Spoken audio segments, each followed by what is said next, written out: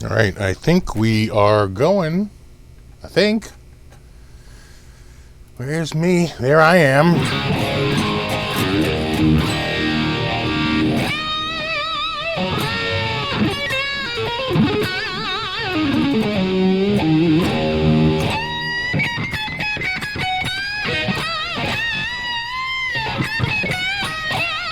There's a Van Halen thing for you. The over band.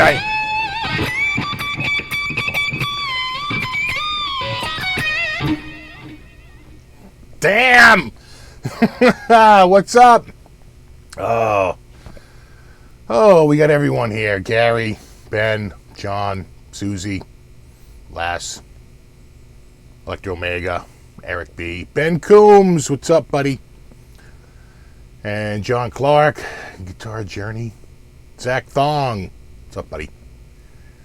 Juan Blanco, Yeti Matzi, all the regs are here.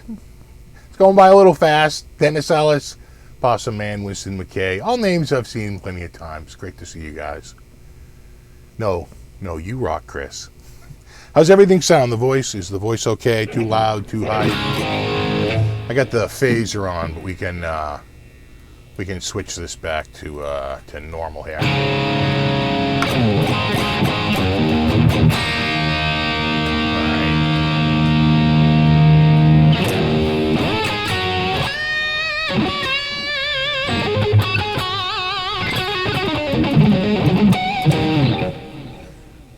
Oh yeah. Oh, thanks. Yeah, that video was. That's about as raw as it gets. It's about, and I tell you this, I was gonna delete it. I really was.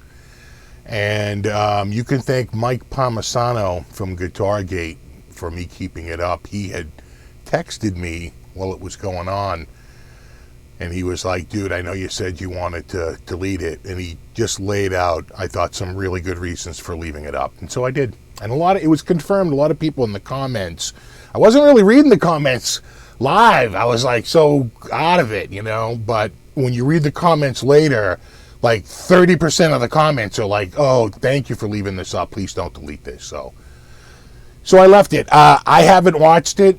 I don't think I could bring myself to watch it. It's just too friggin' painful. One thing I found out that really bummed me out was that because I played Panama for like 20 seconds in a 30-minute video, Warner Brothers put a copyright claim on it. And I was like, I don't care. I didn't monetize it. But they monetized it. They put ads on it. And I was livid. And I sent them a note through the copyright thing. And I was like, have you even watched the video? And it was weird because they put a copyright claim on it. And then within 30 minutes, they just took it off. And I said, oh, they must have watched the video and said, we're not robots over here.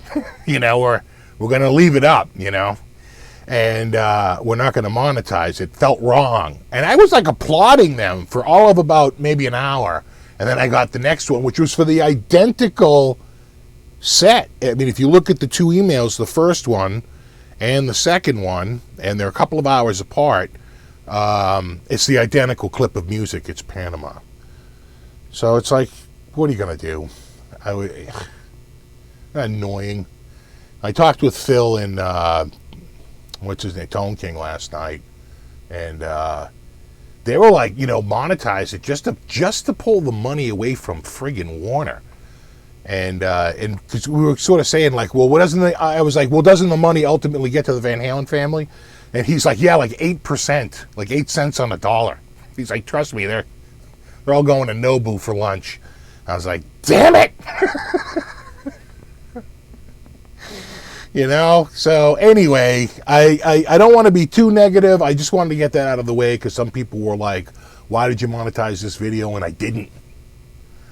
The monetization was added by Warner Brothers. And not just Warner Brothers. I had never seen, normally it will list a record group. There was a list of groups that it had to be 7 or 8 companies from all over the world, all under the Warner distribution. And they were all making a claim. I was like, so I haven't seen a dime from that video, but apparently Warner Brothers and their international co-parts have seen, you know, something. I mean, it did like a couple. I was stunned. I gotta say, when the video was over, and I wasn't really even looking at the stats, I closed out, you know, OBS. Now, OBS has a feature where it's always on top, so I can always see the video.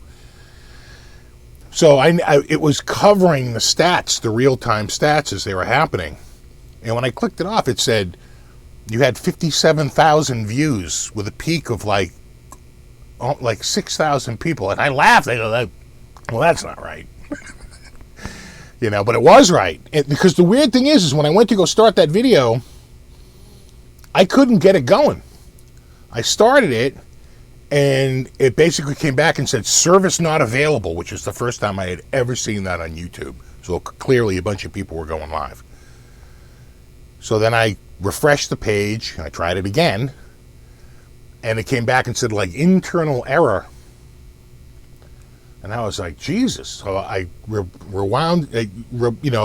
it again, and now it came back, and the button lit up like I could click it. Because before, I couldn't even get the button to light up to say, start the stream. It was grayed out. It was just like, error, can't connect, service unavailable. So I clicked it, and it took forever to, like, get started.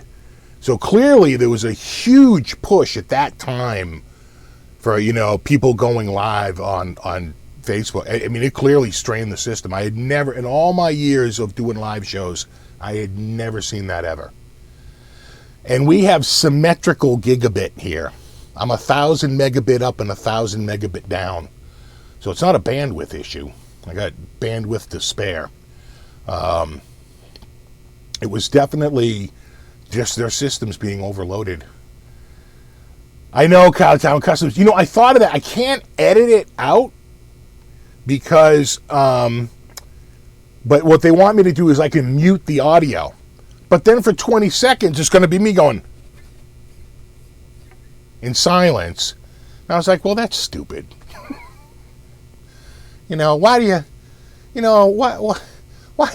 can't we have anything nice? You know what I'm saying? Why you got to ruin something?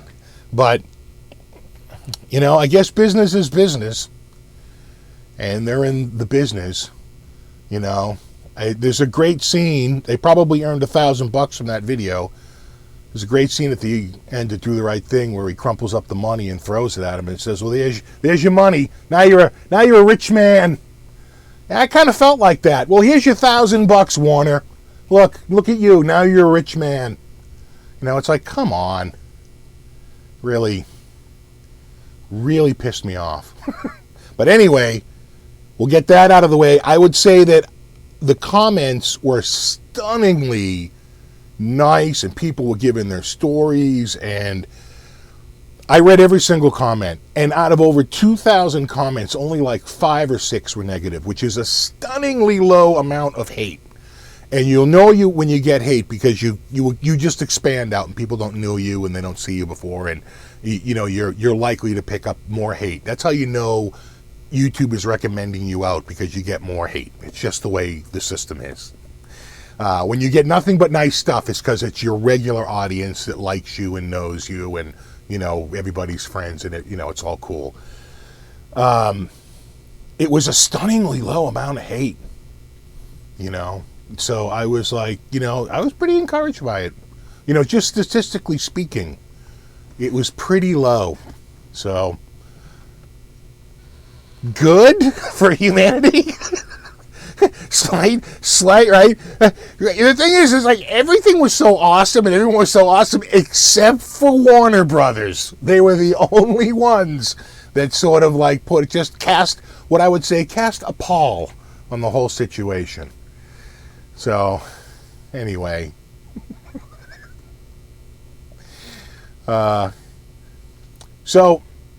Thanks. Thanks, Orazio. Yeah, screw the haters, exactly. Oh, thanks, Pobs London. Thank you. Yeah. But you know what? I gotta say, it was exceedingly low.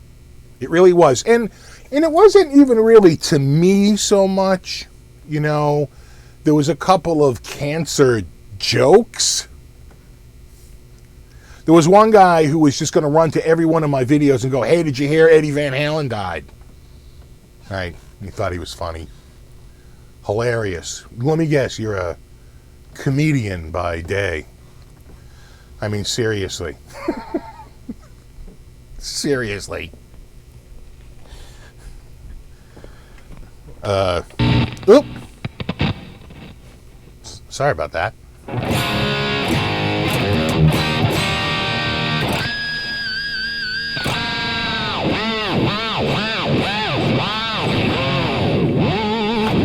I mean, that didn't even exist before Eddie Van Halen. He literally invented that, you know.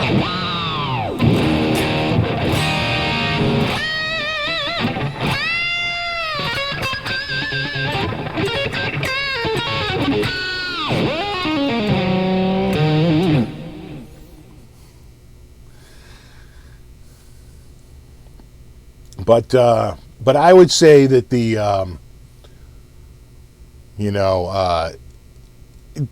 some of the notes were so beautiful and just so nice and greatly appreciated. It kept me in tears for like another day just reading the messages. They were so nice, you know.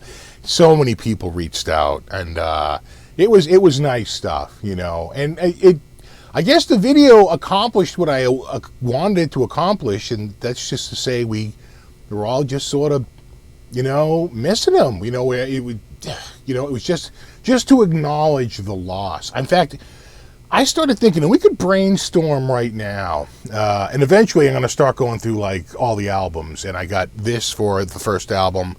Reno lent me. This is from Bobby, and if you don't know Bobby, he's got a channel called the Guitar Fret Zone. People think Bobby's a myth, but he does exist. And you can actually see what he looks like on the Guitar Fret Zone. He loaned me this one and the Frankie, and my buddy Reno loaned me the Bumble, and that's my EVH. And I have the Steinberger out. Got them all out. And I put the white Les Paul there because I have seen photos from like 77, I want to say, where he's playing a white Les Paul custom. It's badass. So I thought the Les Paul custom was an early nod to what Ed was playing. But I started to think about all his contributions. You know, I know the single pickup guitar was out there since the Esquire, but the Esquire went away pretty quickly. He brought back the single pickup, and certainly the single humbucker, and certainly a humbucker and a Strat. Nobody was doing that at the time. You know, just marking up the guitar with the stripes to make it look, like a homemade paint job. Nobody did that at the time. And quite frankly, everybody was playing a Les Paul in the 70s. And he played the Les Paul, I think, for maybe 76 and 77, somewhere around there. And eventually he went to the Strat style because I think he liked it more and he liked the trim, but he didn't like the single coil pickups. So, the guy was he was the mad scientist. You know what I'm saying? Just the mad scientist of guitars. And I started thinking about it. If you study physics at all, I always felt like Hendrix was Newton, but Eddie was Einstein, right? He took what Hendrix had done and just took it to a whole nother. When Hendrix came out, everyone was just blown away. It's like, what is this guy doing? The same thing with Eddie. The same thing. But I think he took it, first of all, because he didn't die at a young age like Hendrix did, he had a chance to put out a much larger catalog than Jimmy ever did. But even from this day one, he attacked the guitar. It was just such an aggression that you just hadn't heard before. And again, just to put a song out like Eruption was just mind-blowing and quite frankly confusing. When Eruption came out, I'd been playing guitar for 6 years. You know, I started guitar in 1972 when I was 6 years old. By the time I'm 12 years old, I know what playing guitar is like. You know, I wasn't a particularly good guitar player, but I knew what guitar playing was like. And so to listen to Eruption, I'm looking at the, going, I couldn't even like comprehend it. I couldn't even like imagine what that even looked like. It's hard for me to like picture it in my head. You know? And I was like, wow, that's really good guitar playing. Little did I know I was hearing like the best guitar playing, right? Right? That's what you don't realize. It's actually like the best damn guitar player. Oh, man.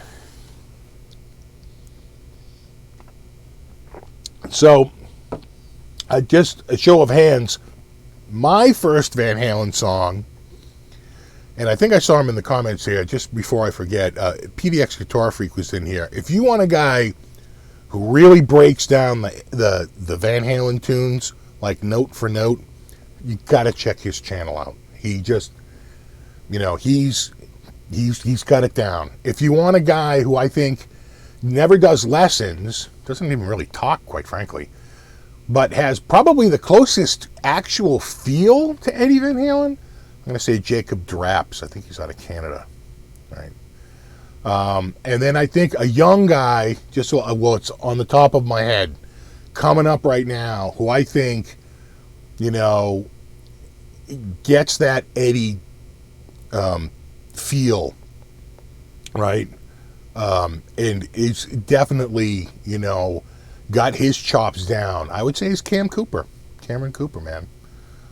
That, you know, I mean, I remember him from years ago when he was just a kid. Now he's grown up, and man, his playing has really grown up. He's a really, really good player. So PDX Guitar Freak, this is all things Van Halen. PDX Guitar Freak, for sure. Jacob Draps, you know, and Cameron Cooper. There's your little trifecta for all things Van Halen. You know, I would say Doug Steele, but, you know, Doug Steele doesn't have a lot of patience. He seems like a great guy, but, hey, he's quick, you know. He's going to be, look, this is what you do. Listen, there you go. Now leave me alone. You know, but he's good, too. He's got scary chops, and his love for Van Halen is well documented. I mean, the guy can play Van Halen, you know, really, really accurately. I don't know. Yeah, Jack Gardner. Well, Jack Gardner, but I don't think of Jack Gardner. Well, Jack Gardner is just an amazing player. I think, you know, Jack Gardner is starting to get like, you know, who am I thinking of? You know, like Guthrie Govan level, right? Just anything, right? But when I think of like the rock guys and I think of like the shred stuff, you know, those three guys, worth checking out, you know, worth your time.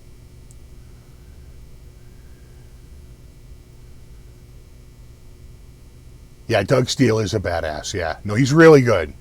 He's really, really good. Again, Doug has an aggression to his playing, right? That's right. It's funny, you know, you guys know my bro there, who comes over, and we used to work together at the music store. And I just remember one day, he said some player, and he goes, that dude plays with no balls. I'm like, Eddie Van Halen? He was like, balls. I'm like, Randy Rhoads? He's like, balls. We started going through all the players that were balls. No balls, right? Going through. And that's what you can say about, you know, Doug Steele. You know, the guy plays with some serious balls. He's got the attack, that, you know, that, and his timing, he's got that tight but loose. It's hard to explain, right? But it's very tight and accurate, but it feels very loose. Like, again, I guess the biggest compliment you can play is that he makes it look easy, right? That's what the biggest compliment you can pay for, you know, a guitar player is they make it look like it's really not that difficult to do until you try to do it. Then you're like, wow, this is really, really hard.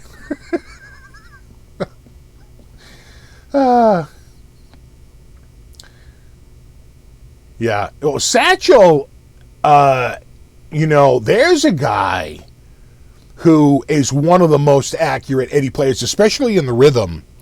If you've ever seen him do some covers, there's another guy who, can really just get that Eddie rhythm down very, very, very accurately. And, I would say he's one of the best, too. And you can tell that he studied. He was in that Van Halen, tribute band, because it shows. It absolutely shows. But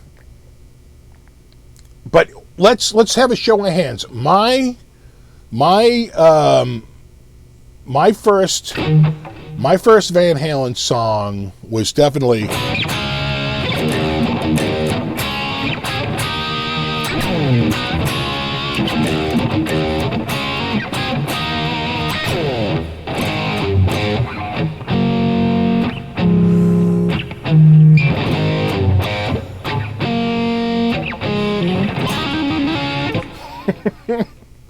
again, who does it?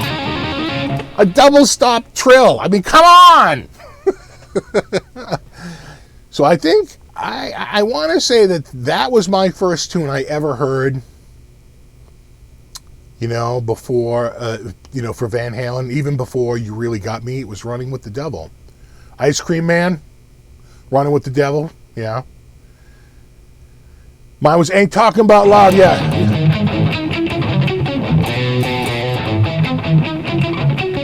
Not that I can play it right now.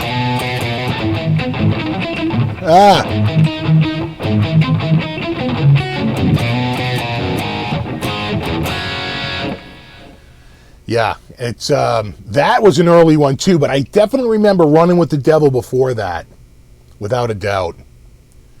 Because I remember we were outside, we were hanging in front of a guy's house, a buddy of mine's house.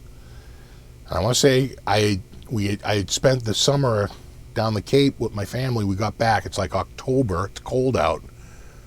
And one of the older kids, who was like 14 or 15, came by on a bicycle with a boom box, because nobody had Walkmans back then. It was all boom boxes. Oh, thanks, Dust Metal. Rocking the Stream. I agree about the Robs. Oh, thank you. Yeah, and it was... Ben Eller is another guy. He's a really good. And, of course, a lot of people saying Pete Thorne. Oh, absolutely. Both of those guys. But I think they're more well-known. I'm trying to bring up guys who I think are a little bit less well-known. Right? But I remember he came by, and it was Running with the Devil. And we were like, well, and I remember a couple of friends were like, oh, I love that band. Who's that? They're like, oh, it's Van Halen.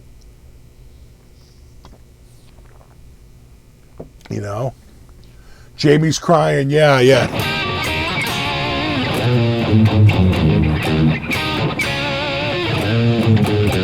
What is it? It's like...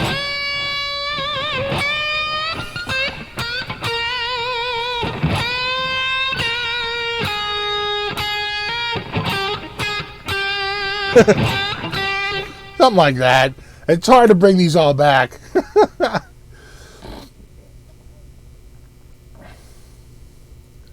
Little Dreamer, yeah, your first song. Yeah, I think, Pete Thorne is awesome. Yeah, he's really good.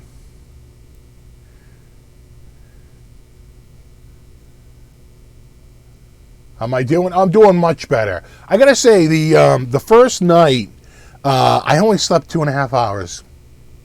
Tuesday night, I couldn't sleep. I went to bed around 3 a.m. and I woke up about 5:30 and went down and made a pot of coffee and got up for the day. And then that afternoon, I couldn't really sleep because we had a bunch of people over. And then finally, later in the day, I went upstairs. I found a set of earplugs. I went all the way up to the attic to get away from everyone, to get it quiet. And I went up there and laid down. And I put earplugs in. And I was out for a while. And then we had a huge friggin' clap of thunder come through. that literally penetrated my. I was like, whoa, serious thunderstorms, and then I was up. I think I slept like a couple of hours, and then the next night I was back to normal again. But I couldn't even sleep that night. I was just too. I was like numb, you know. It was just so hard, you know.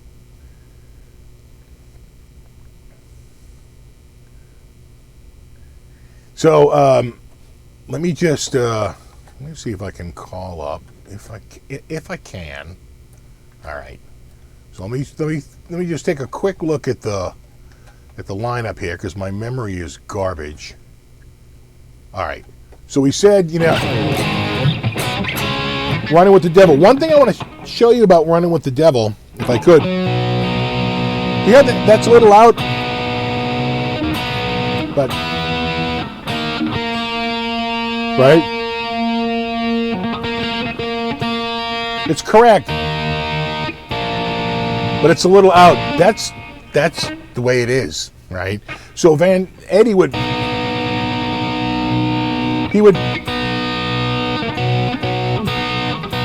now it really is out of tune, but together it's in tune.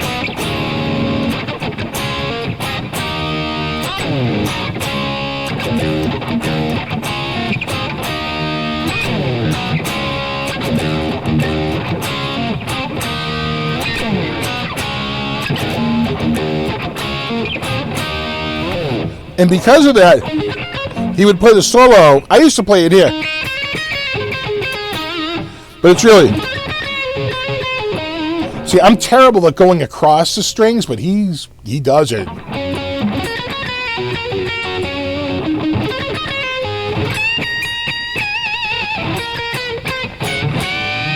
And it's like a double stop. He's really going... Right? But he goes like...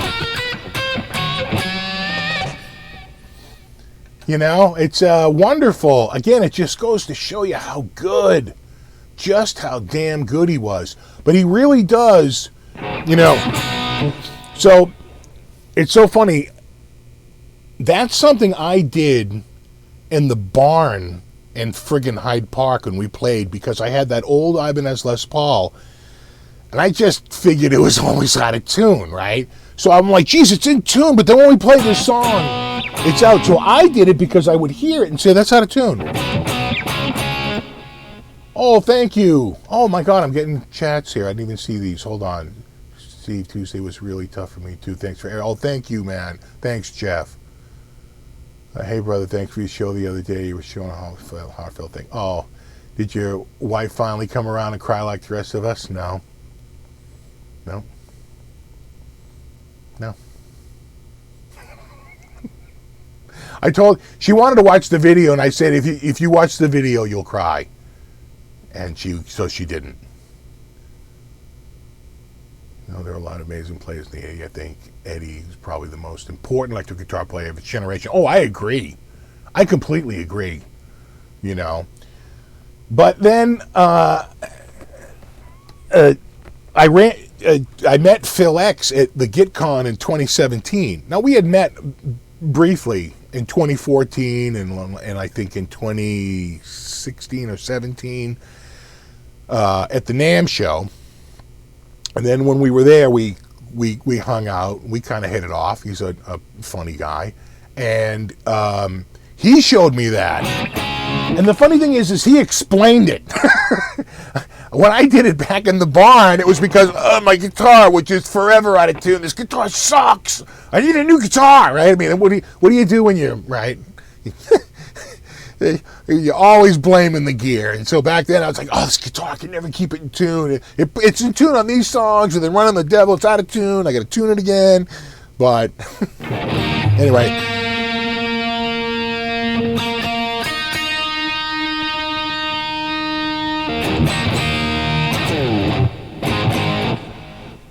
So let me take a look at this playlist. I'll see what else do I know on this list here that eruption. Well, yeah. Well, You Really Got Me. So the great thing about You Really Got Me is, you know, that You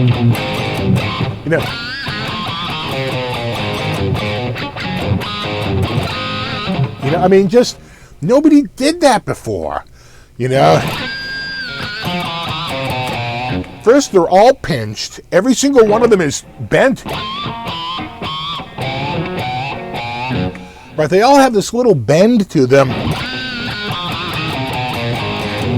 Right? Right? That's all, you know. That's all brand new. Just invented.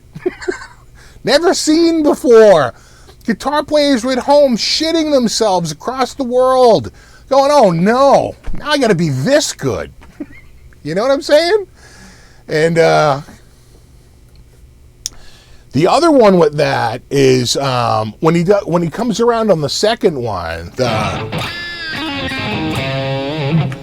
To me, that's one of the hardest riffs. Now, I know a lot of people play it up here. I can't play it up here because I have to get the pinky or they slide. I can't do it. The only place I've been able to pull it off is,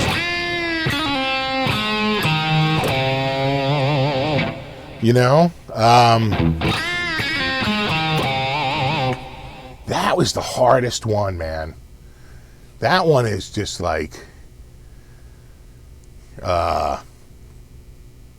that was just such a finger breaker for years because I was trying to do it up here and I couldn't get it, but you know,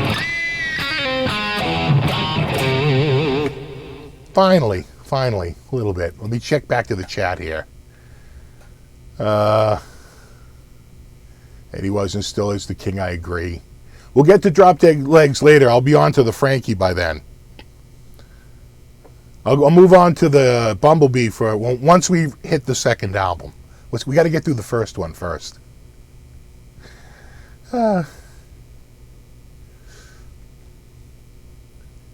Eddie's playing in tone set the standard for the 80s. I agree. Oh, I totally agree. You know, I think the rise of hair metal was sort of a reaction to Van Halen. They were the original, you know, poofed up hair metal band. Without a doubt. Oh, God, that's good coffee. That's wicked good coffee. All right, let me just take a quick look at this playlist again, because if I don't, I can't remember crap anymore. Yeah, so, yeah, you really got me. Oh, my God. And the great thing is, right? What is that? It's like, then he goes up. No, here. You know, that's like almost the last fret, you know.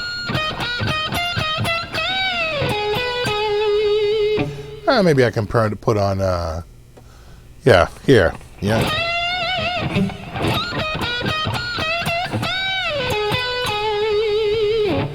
You know, I just love that. And there's a, you know, just, and the funny thing is, and people gave me all kinds of crap for it. When they were doing the Beatles song there, you know, While My Guitar Gently Weeps, which I will remind everyone is in A minor. When it came my turn to go up to do my solo, I opened up with,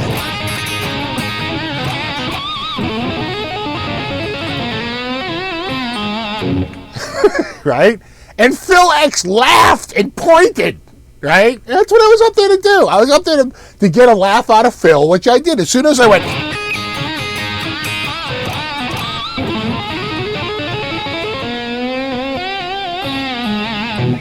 maybe a touch cleaner than that. I don't know. I was drinking pretty heavily that night. The point is, that was Homage. It was Homage. And then later on, I went, that's Jimmy Page. I was playing everybody else's riffs. I was trying to do almost like a riff together, try to do that. But a lot of people were all like, you know, I don't know what that tapping thing you did at the beginning was, but, you know, that totally did not work with a Beatles song. I'm like, oh, my God. Whew. Swing and a miss, bro. Swing and a miss. Come on. It's Van Halen. For Christ's sakes. And then, of course, the next one is Ain't Talking About Love. A minor, the F, the G, right?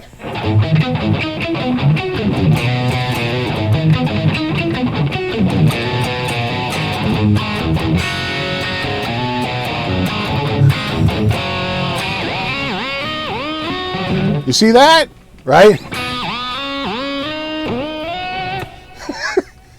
Invented by Eddie Van Halen. That whole little thing right there, that's all. You know, the dipping the bar to move, to excite the string, to go to the next. You know, that's all Eddie. That's all, again, never done. No one had done that. This is their first album. And you're like, oh my God, talk about a treasure trove of guitar techniques. I mean, just, you know. What do we? Next one up is one of the hardest songs for me, and I tell you why. It's got a shuffle feel. I'm the One. God, that is so hard. You know, it's really like double that speed.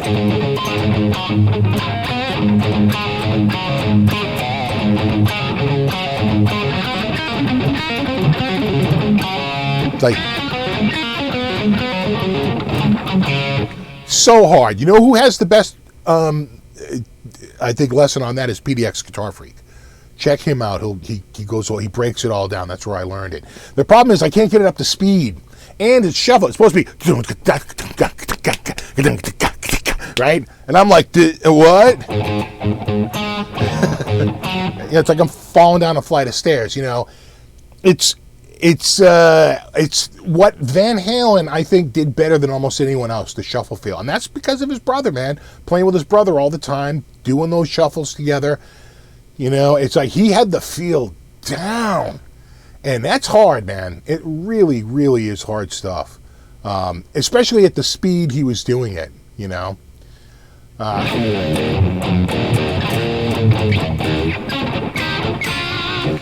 Jamie's Crying's up next. What I love about that song is that Tone Loc stole it without permission. And Van Halen was not happy about it. And he goes, that sounds like my guitar. That sounds like Ed's drums. And sure enough, it was. And I'm sure they got paid at some point. But I remember reading an article where he was none too happy about that. Hey, Cam, what's up, buddy? Oh, thanks, Diego. Love your channel, Steve. Eddie was the guy who inspired me to keep practicing and enjoying music. Sending love from Argentina. Oh, thank you so much. Much appreciated. But yeah, I tell you, that's one of the hoods. And then next up is Atomic Punk. Atomic Punk, he moves his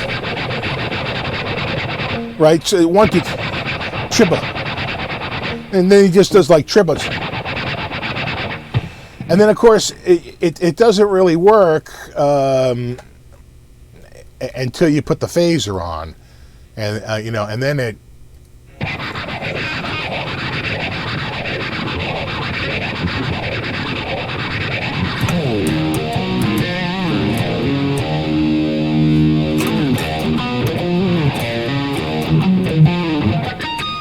Again, throwing in those little harmonics. Oh God, we're still on the first album too. Let me go back here. I'm going to take a look. Oh my God, Feel Your Love. I'm going to kill the. Let me kill the phaser here. Hold on.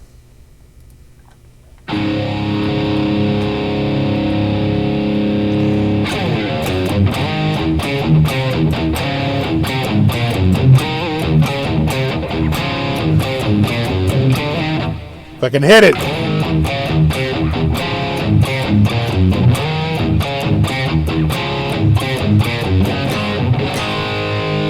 I mean, just so the riff master.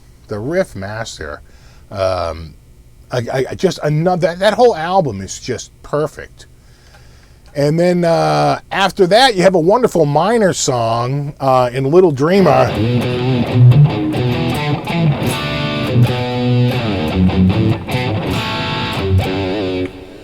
Right? That's just like C minor.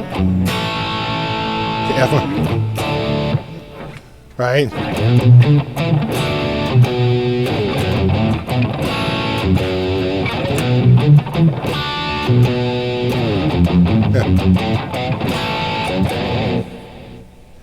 Again, amazing. And then let's just finish the last two up. Ice Cream Man.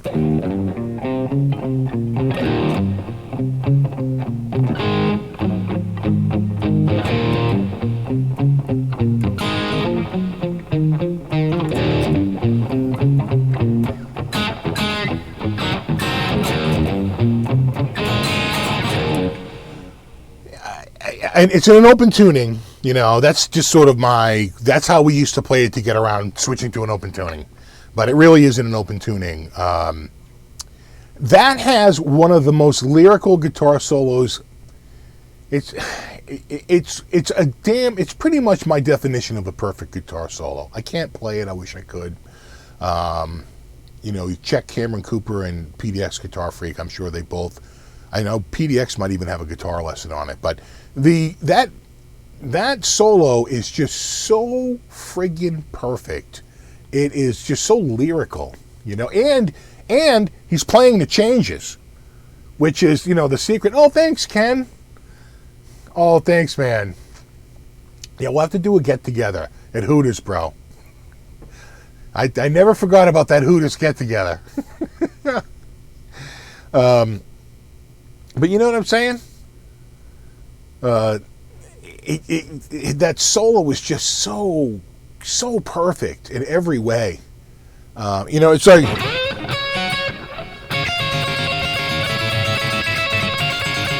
he's playing the changes.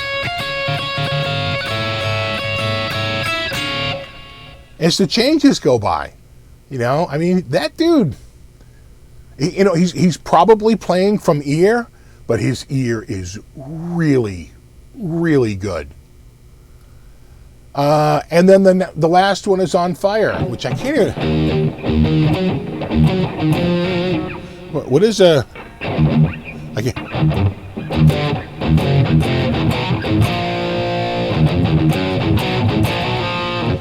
I kind of remember it. Again, I don't know every Van Halen song. I'm embarrassed to say. I wish I did. Hooters closed in Rhode Island? Oh no. Or Hooters still in business? I don't know.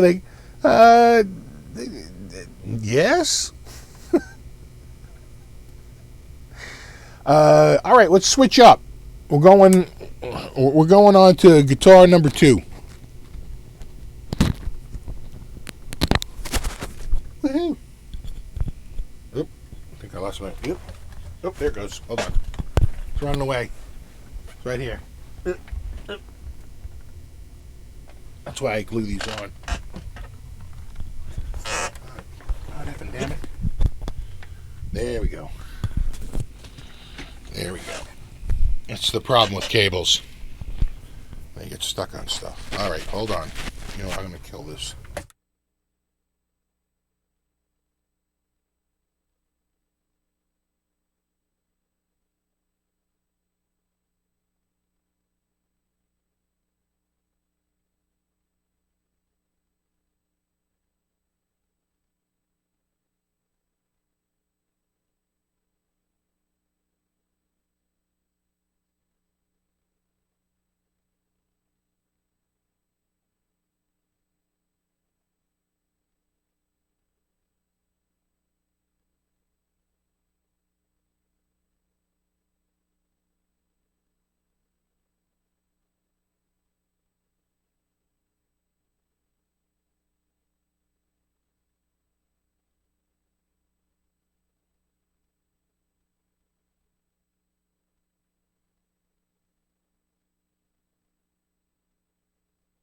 I just see Baker.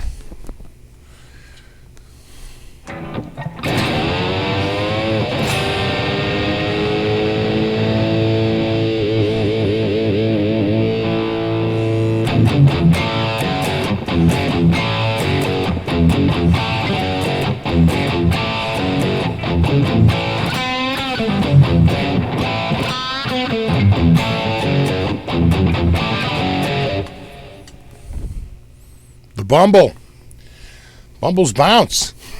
Everybody knows that. This was courtesy of my buddy Reno.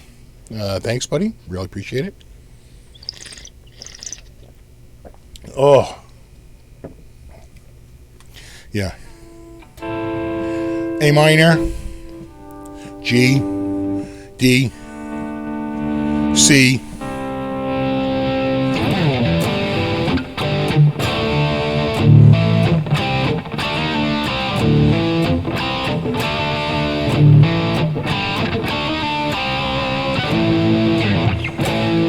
Bumblecam? Yeah, we got Bumblecam.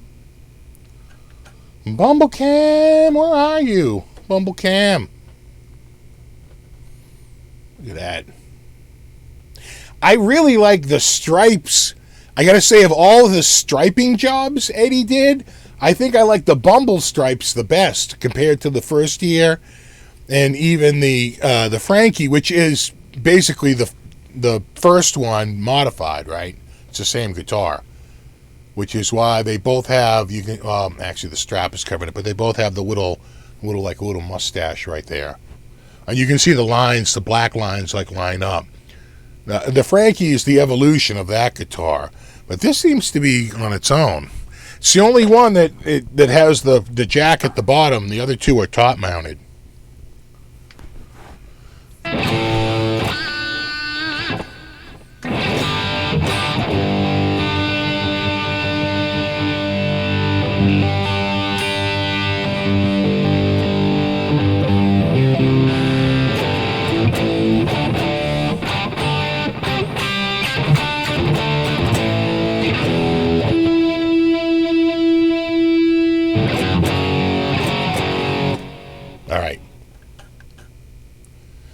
Bumblebee, oh, thanks, Chad. Chad, don't think I saw your little pre earlier. I was like, damn, you got off quick. I saw that, buddy.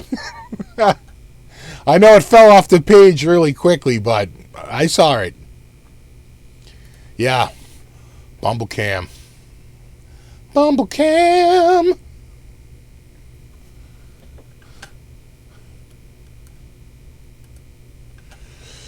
Yeah.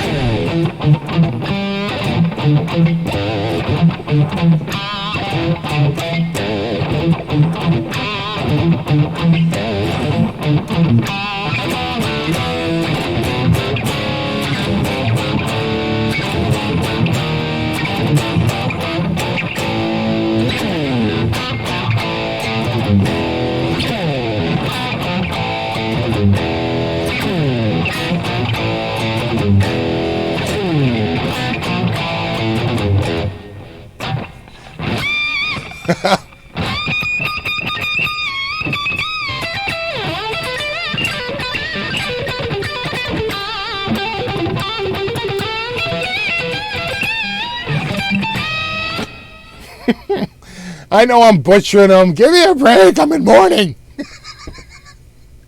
I think Ed would have cried over that solo. Sorry. I'm sorry, Ed.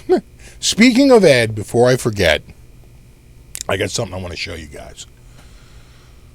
Let's switch to Bumblecam. Reno dropped off this, which I am the steward of for another 24 hours. That is an actual Eddie Van Halen pick, played by Eddie Van Halen, flung to him at a show and retrieved from the floor.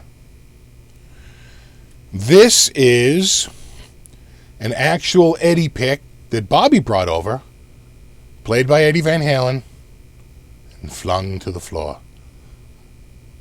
like metal did to punk and new wave.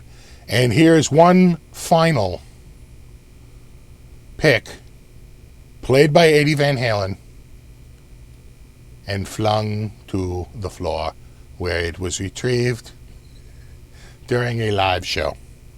They're all very thin. They're all shockingly thin. I don't think I could ever I think I could ever play those picks. My picks are, if you don't know, they're ridiculously thick. I don't think I could manage with such a thin pick, which to me is even more breathtaking than how much attack he got, considering how thin his pick was. But I'm touching where Eddie touched, like for reals right now.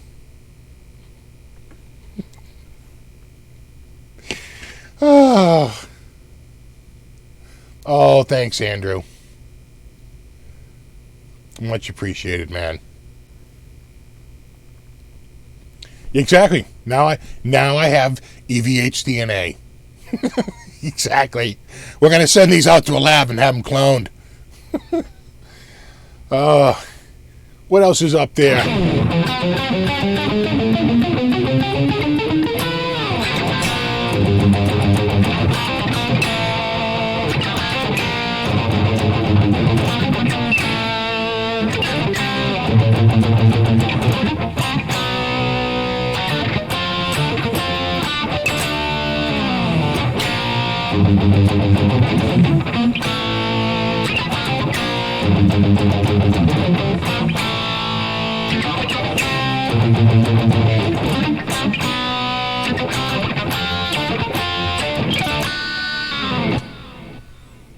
So good.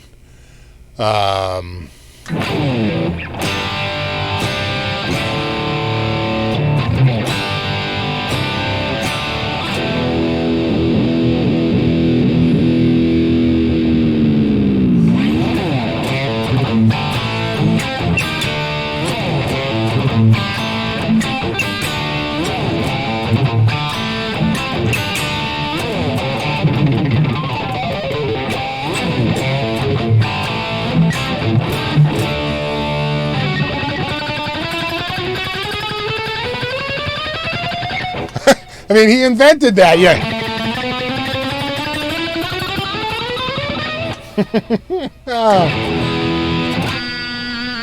I'm using my regular patch. This is patch number 13, dual heavy rig.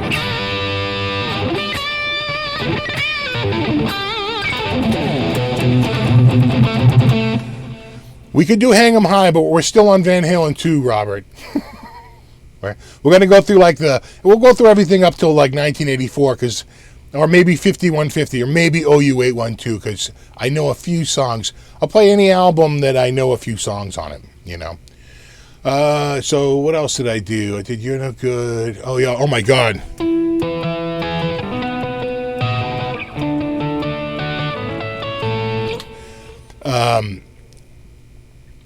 Certainly,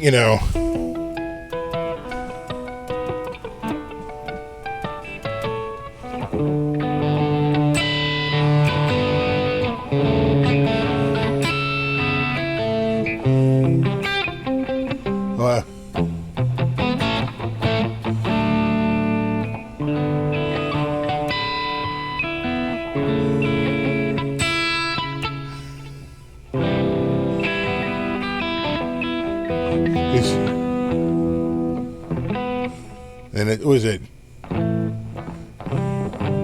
I forget what it is. I forget it. Is it? Now I'm forgetting it.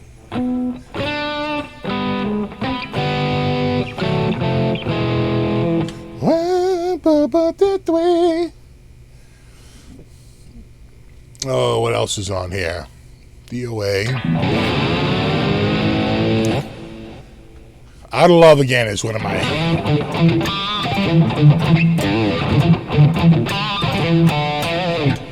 my favorite tunes.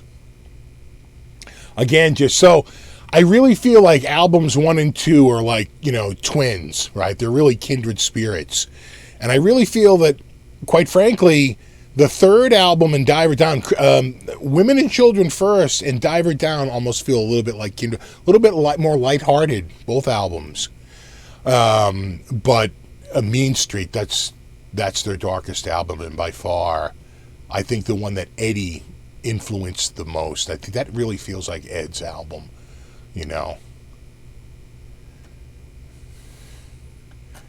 All right, what else do we have on there? Well, we could...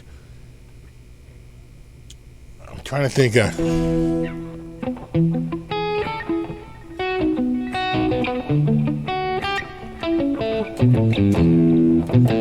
Yeah, the five... not the...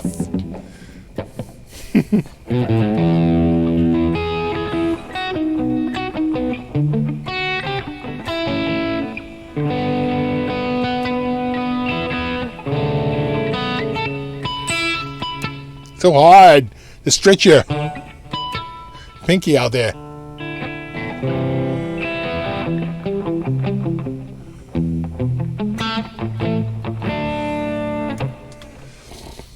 You know? Fair Warning is dark, but my fave. Oh, his tone is darker. Everything about that album is darker. Really is. That's by far the darkest album, without a doubt. Spanish Fly,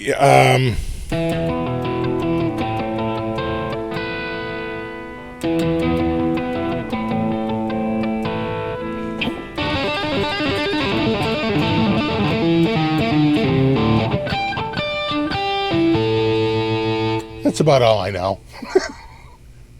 That's where I read up to in the book, you know, pretty much. Trying to look at the woman. I think we covered. Oh, Beautiful Girls. Again, more shuffle feel. I used to go, but it's not.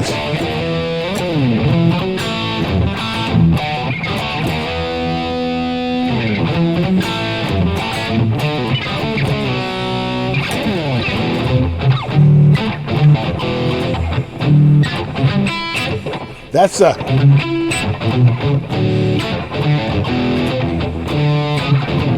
oh, thanks, Steve, man. Much appreciated. Ed went back to the studio when everyone else was gone and did stuff his way. Yeah.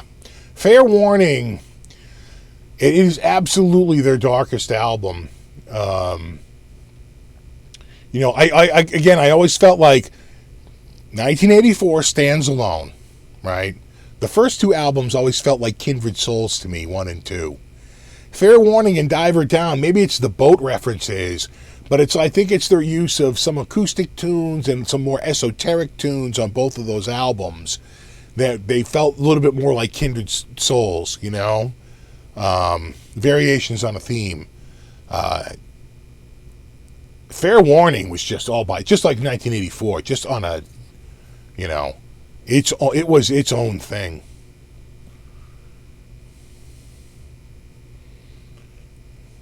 You know. Oh, the elephant sound, that's well,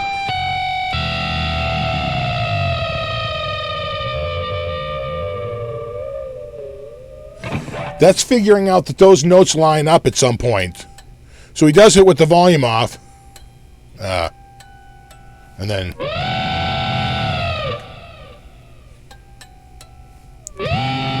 too much.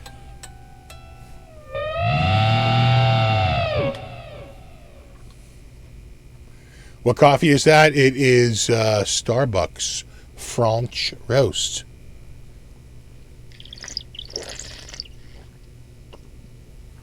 French dressing. French fries. I can quote every 80s movie. Oh, thanks. Yeah, you know what? Let's move on to Women and Children first. I think it's time for a guitar change. I believe he goes to the Frankie, or the first incarnation, right? For Fair Warning, right? Isn't the Bumblebee only second album?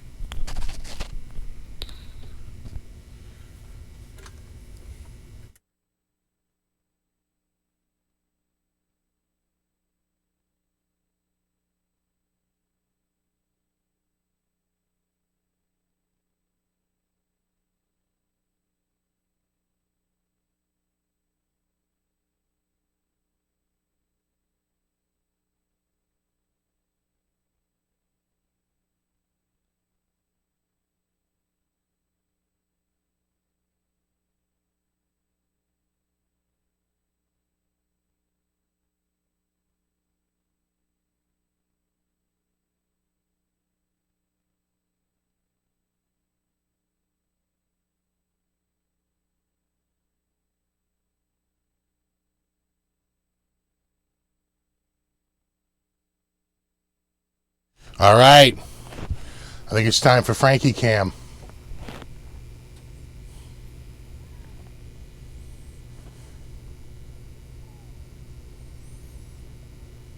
What a masterpiece, huh? I can just give you a quick review. The Stripe series are very, I got opposite. I'm in opposites here. The Stripe series, God, you have no idea how difficult this is. The Stripe series are almost identical, right? I'd give both of those. I'd rate them about a B+, right? They're a damn nice guitar, but they're not the greatest guitar ever. I mean, there's room for improvement. I'd rate this an A. I'd rate this a straight up A. I really, really love this guitar. I think probably got to tune it.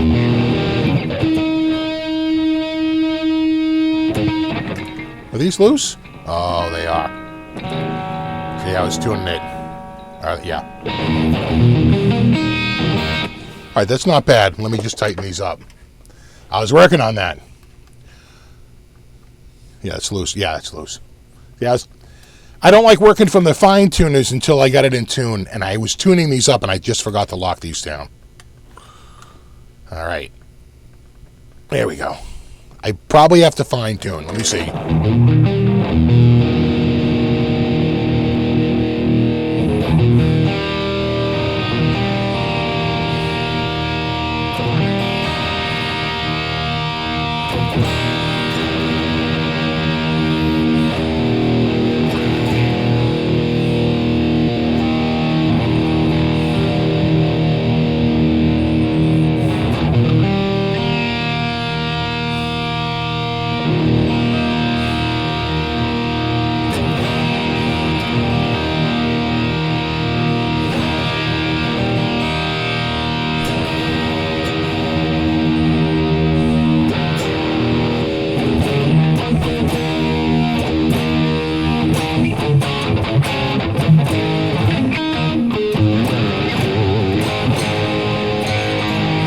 Yeah, I gotta make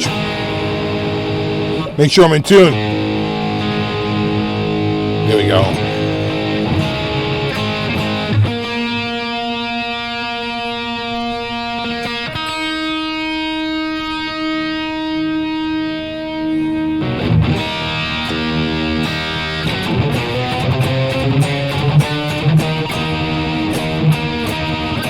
I knew that was out.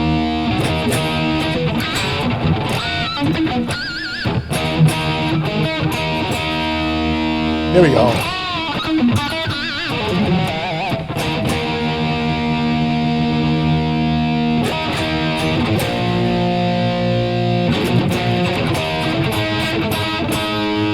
Come on.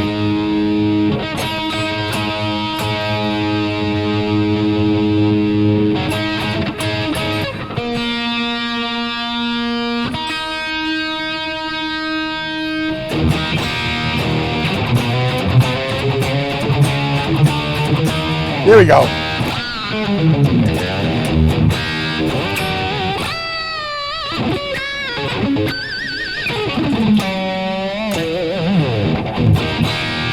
Yeah, that seems good. Right away I noticed that the volume knob on this is the zero friction, which I love. The zero friction knob is like,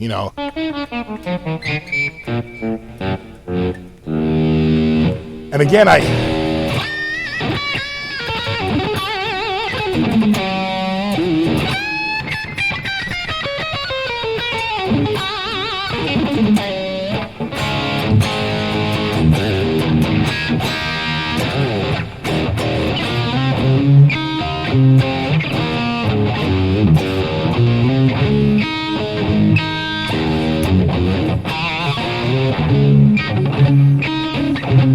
listen to that guitar.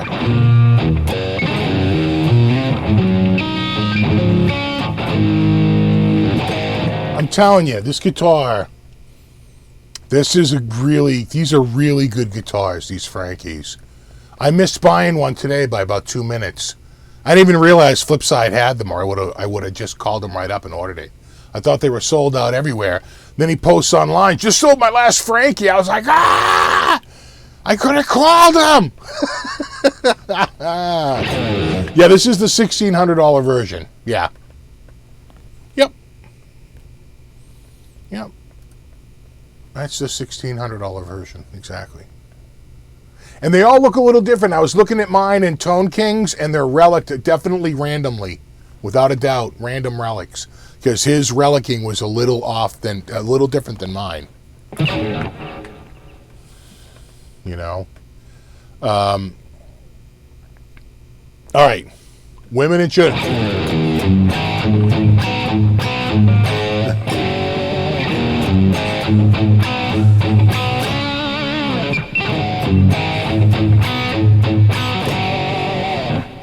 And the Cradle will rock. You know, of course, that's famously a keyboard, right? It's, I think, a Hammond organ pumped through a Marshall. But they kept it a secret because he was worried about losing street cred for not playing guitar. And so they just, you know, he had the guitar part worked out, but that really was a keyboard. I believe it was a Hammond. That's got, I believe, one of the greatest solos of all time. It's, again, so lyrical, so perfect. It's just a masterpiece. Again, just one of his greatest solos is the solo to that tune, I think. After that, Everybody Wants Some.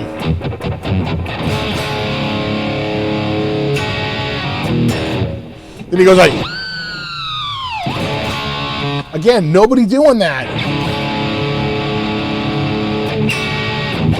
In 1980, you know.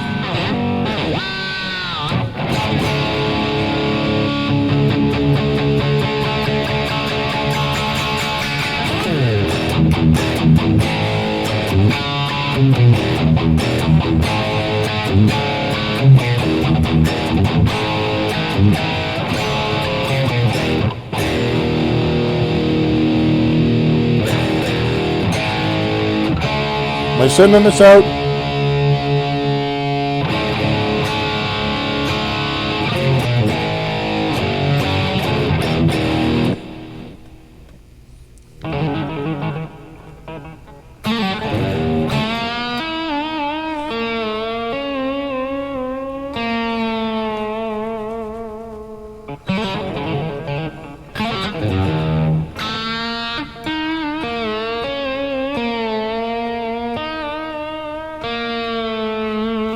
The worst thing about the Frankie replica is that it attracts so many people who think it needs a 1971 quarter.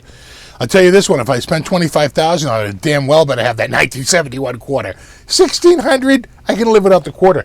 Wasn't the quarter to give a little backstop for the Floyd, right? He put it so the one corner of the quarter was underneath the Floyd so that if he broke a string, it wouldn't fall back to the body, right? It'd act like a little backstop. It was a functional quarter. Am I wrong on that?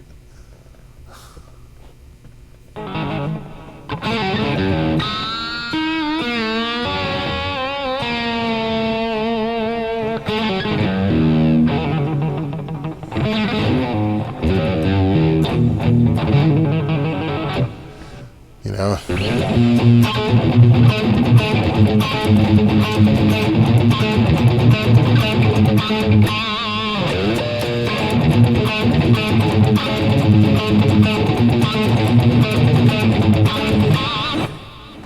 Oh my God, so many good stuff. I'm trying to remember Romeo Delight. I can't remember it.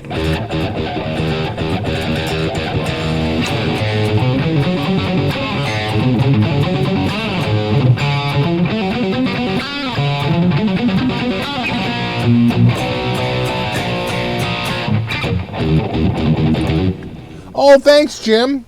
Sounds great, man. Rip EVH, the greatest of all time, period. I agree, man.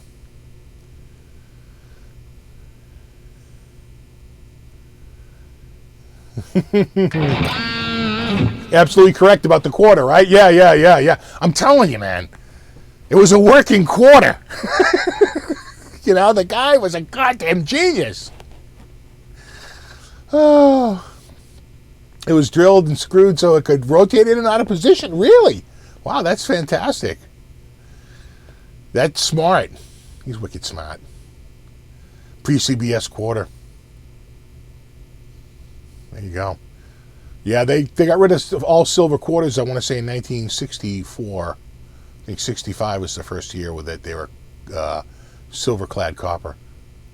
I know because when I was a kid, my dad used to make my sister and myself go through all his change and pull out anything before 1965.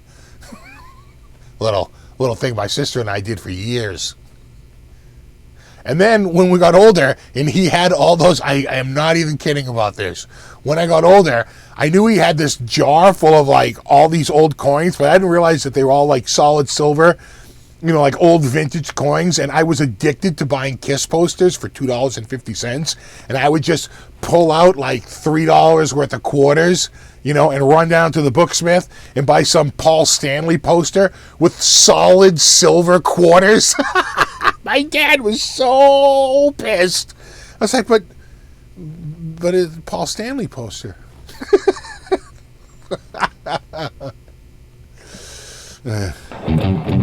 Yeah, take your whiskey.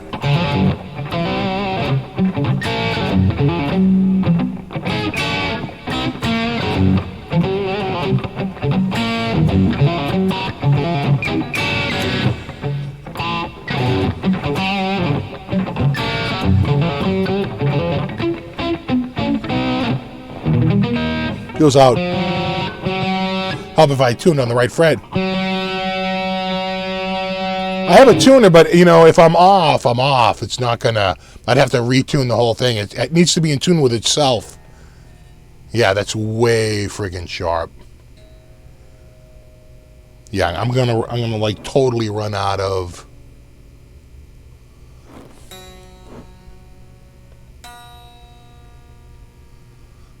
Yeah, there's no way that's gonna.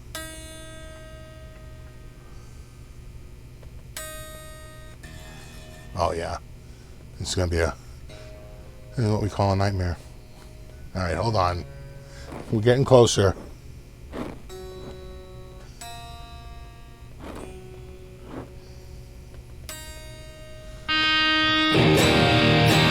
That's actually not bad. That's pretty good. All right. Yeah.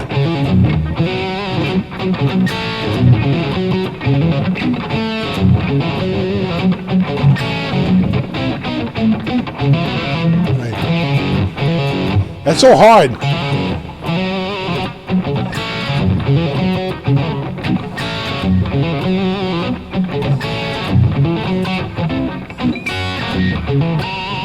Right.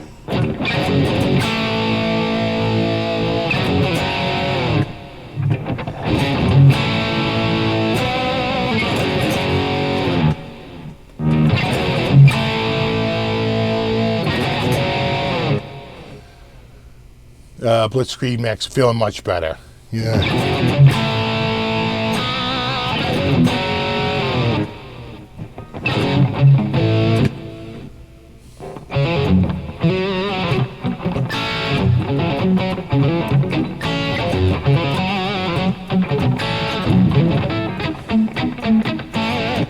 That's right, lose it.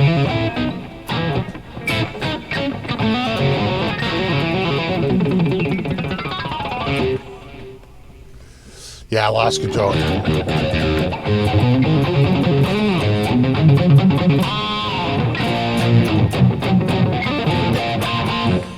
I don't know either one. Could this be magic or in a simple rhyme?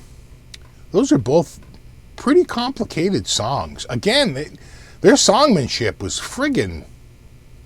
was good. Good writing. See you, Kevin. Thanks for hanging out, man. All right, let me see here. I think we're officially moving on to Fair Warning. Fair Warning. We're moving on to Fair Warning. You know, something that starts out that I never got that down. I know the sequence.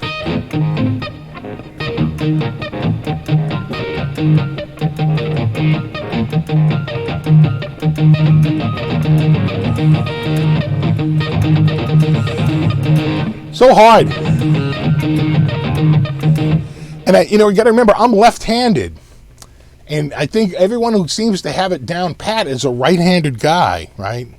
So I think it's just easier with your right hand. I struggle with it. I've struggled with it for freaking 40 years. Yeah. You know?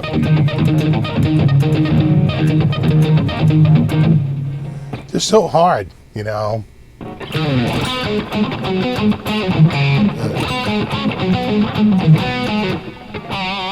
What is it?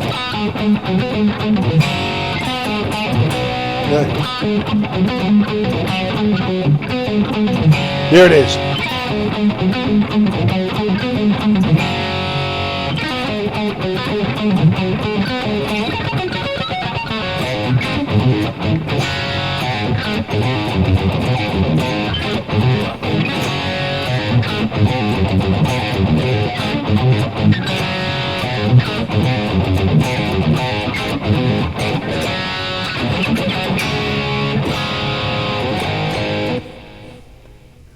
Yeah, I'm left-handed. The only thing I do righty is play guitar.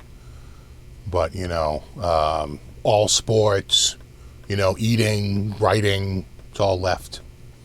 The only thing I do righty is play guitar.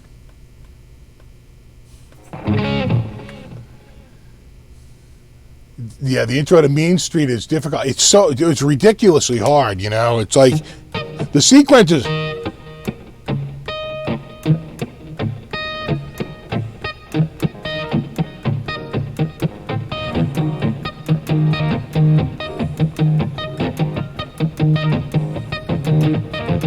And then it all goes to just garbage once I try to speed it up.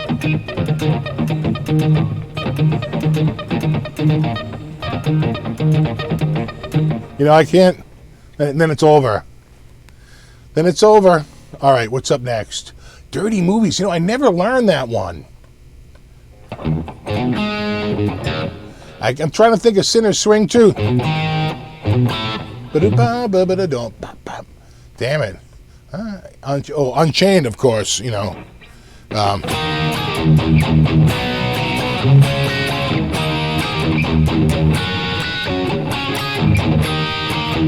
Of course, he dropped D's it. It's really...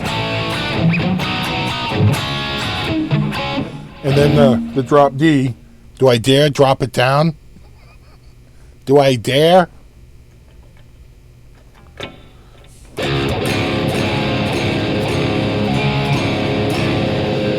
No. You know who had it set up pretty good? Even though his bridge is floating, is the Bumble. And he said it has to do with that Allen on the side. You got to adjust that just right. But he had it his working. They did go to drop D without much movement. I think he just has to have it adjusted.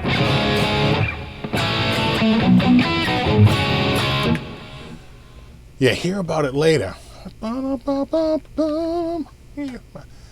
can't remember it. So this is, I don't know. Geez, all the rest of the songs, I don't think I know any of them. Which is it's pretty sad.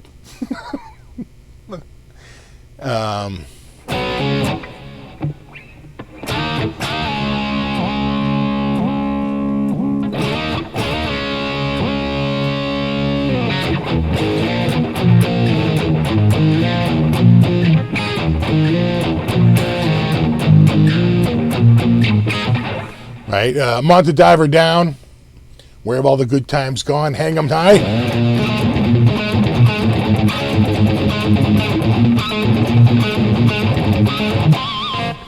And then the thing with Cathedral,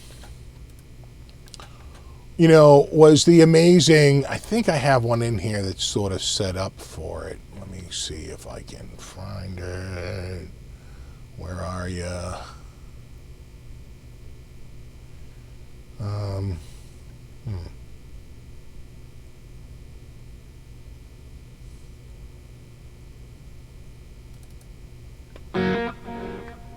I don't think that's it.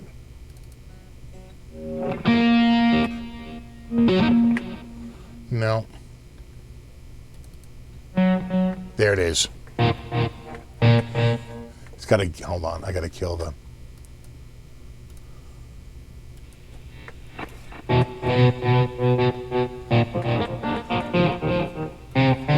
Right?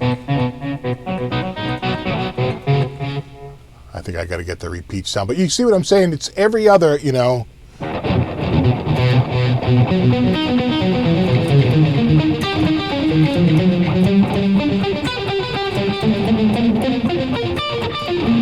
Yeah. Right? I mean, it's that every other note thing. I don't think I ever heard that before Van Halen. I don't think at any time prior to hearing Cathedral did I ever hear anybody do that, you know, that, you know.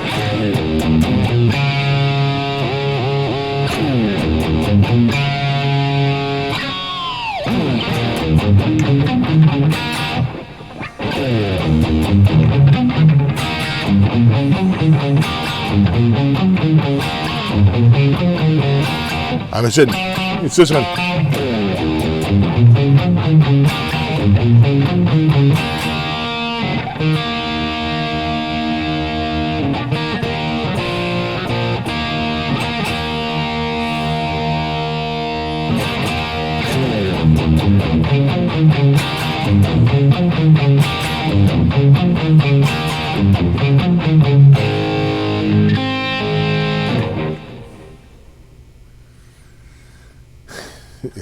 Zero volume pod cam. Oh yeah, she blows. Very, very loose. I know some people don't like it, but I love that. That's one of the reasons why I like some of my old Ibanez guitars, because the volumes they're like zero friction. What else?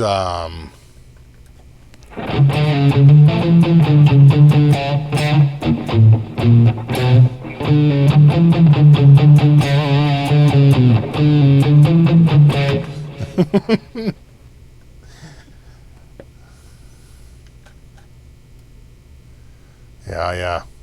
Man, so many good. The thing is, they've been doing Happy Trails for years. They finally just broke it out on that album, you know. What's so crazy about Diver Down is that when it came out, so many people were just so bummed that that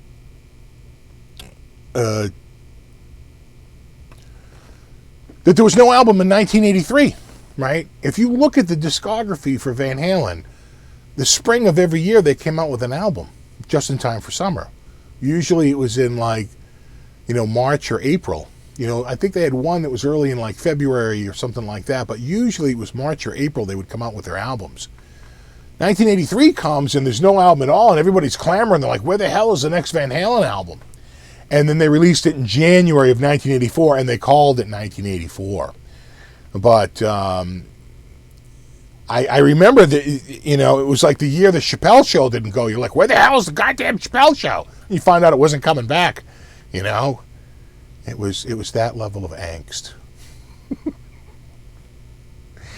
And then, of course, next up was friggin' 1984. Oh, my God. I remember going to Strawberries Music in Dedham to buy it.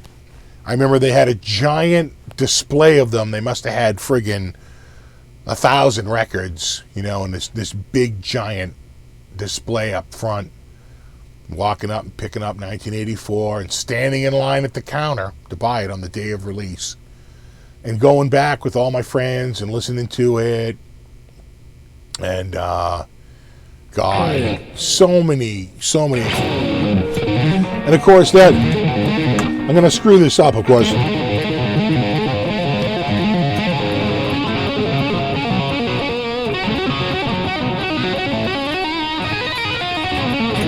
You know,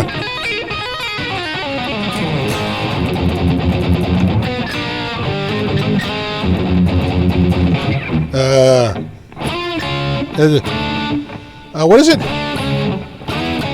There it is.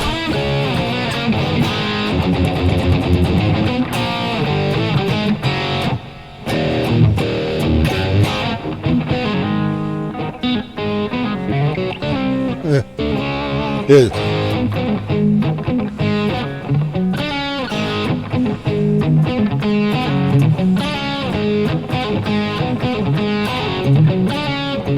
Gotta get that distinction.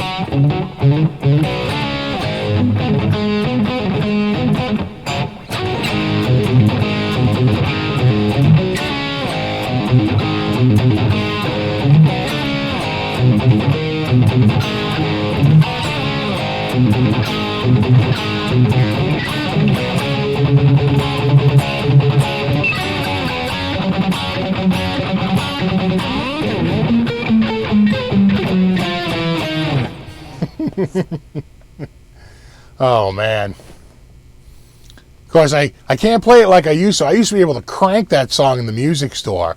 In fact, I remember playing that one time, and there was a guy in there with his girlfriend, and I remember sitting there going like, going a lot cleaner than that, like 30 years ago, 20 years ago, playing in the music store, and longer, really 30 years ago in my early 20s. And I remember she was like, "Oh, hon, isn't that the song you've been trying to learn?" And he's like, "Shut up."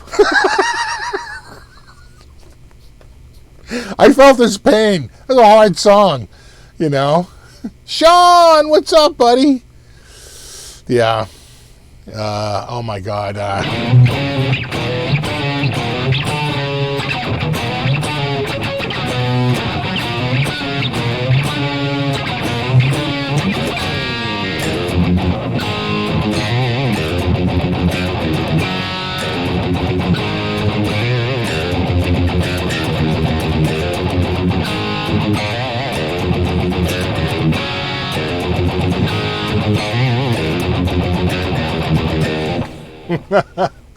Oh yeah, God, so many.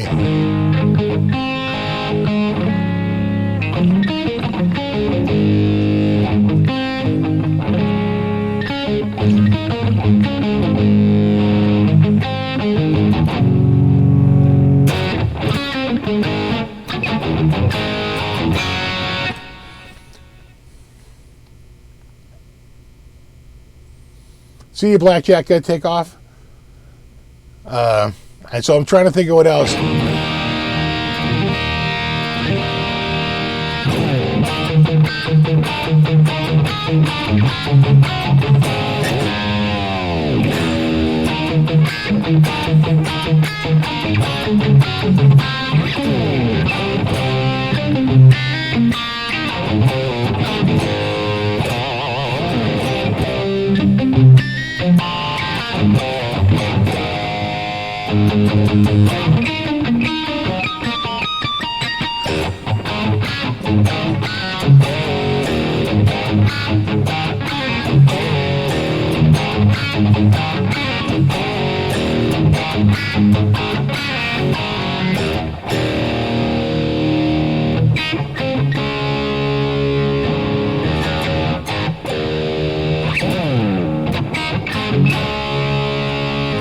Is that for my speaker? You sold a lot of guitars with your EVH riffs, including to me. Yeah.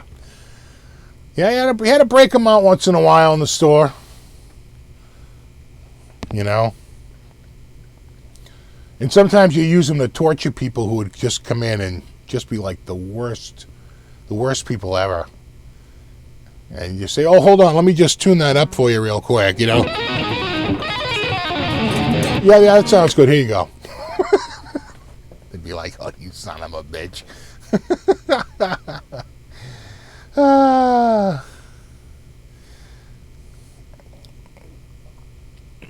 trying to think of what else on that album. I probably just got demonetized for that right there. That's what they got me on last time, was Panama. I don't know. I've been playing a lot of copyrighted songs tonight. And then after that, you get into 5150. I just think of now. This is really played here, but I got to play it here because it's up a minor third, right? It's not G, it's B flat, up a minor third, because he's got the trans trim up.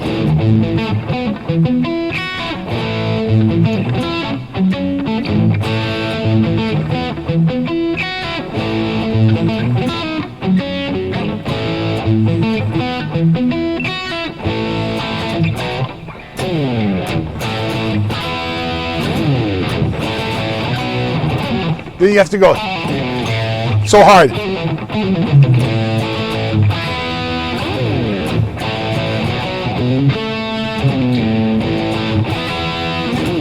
Loud. Now here's where he takes the transform off.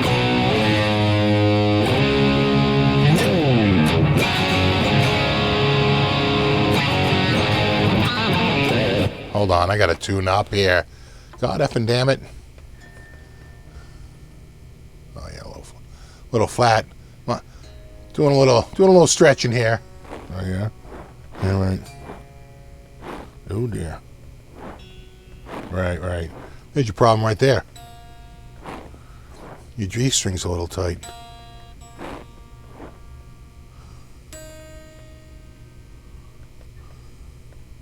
There we go. Yeah.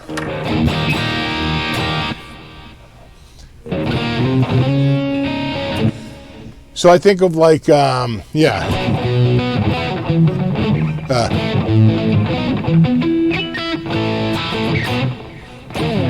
Right? Let me do that again, because that was out of tune.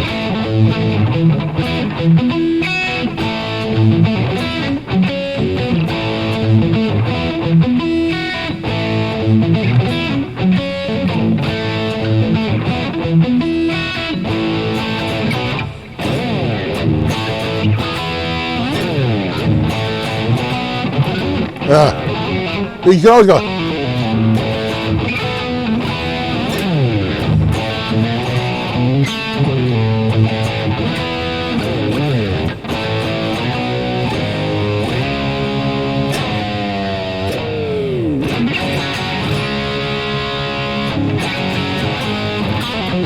Right. Yeah.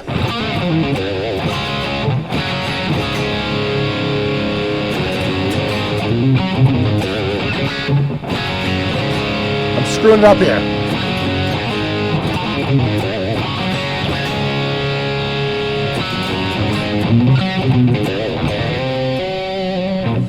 He actually taps it, but easy for me to hit it.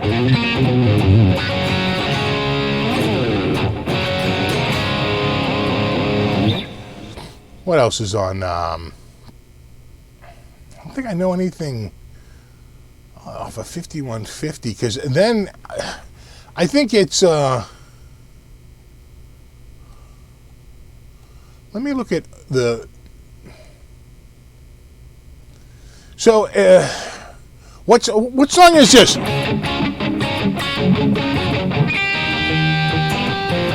I can play it.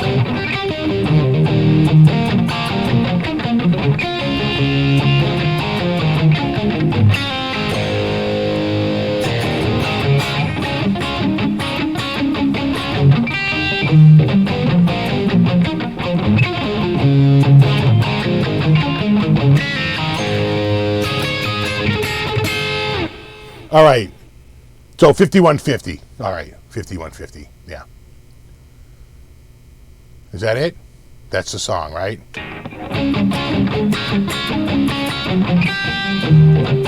It's so hard.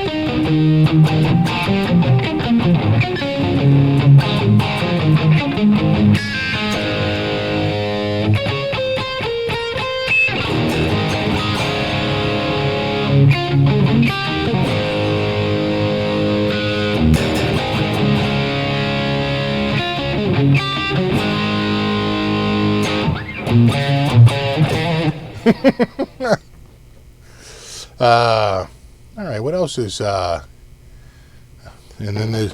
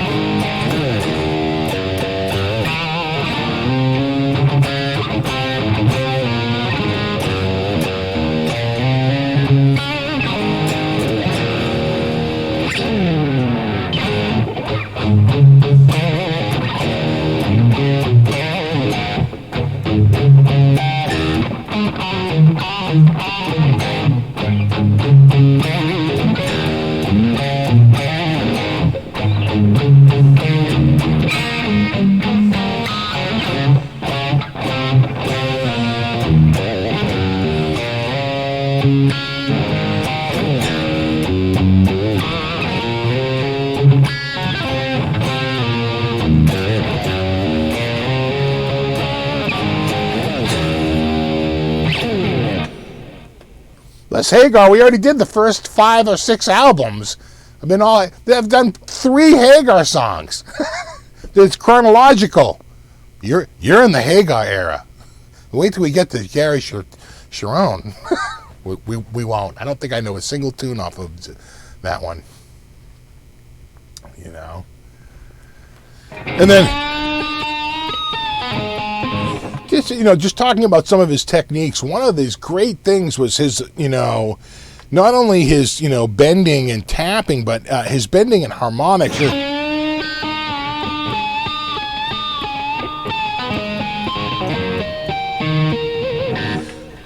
So he figures out, right, something staring us all, the rest of us, in the face, but we don't pick it up. That on an open string, you have 3 harmonics pretty close to each other. So he says, well, what if I had a capo on? Now where would they be? Well, I guess if the capo is here, they'd be there. So he says, okay.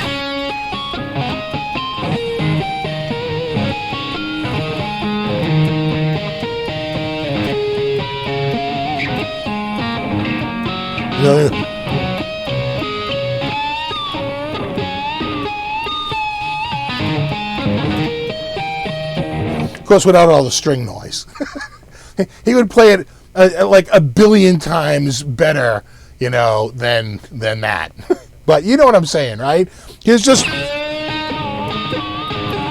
that whole thing, and then of course.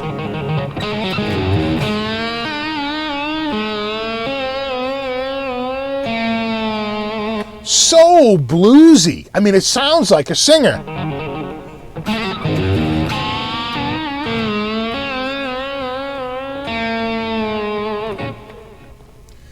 His blues was just so good, so damn good, just amazingly visceral, and just so lyrical and heartfelt. I just felt like all of his blues work in particular was just spectacular, amazing. Yeah, and of course, his staccato,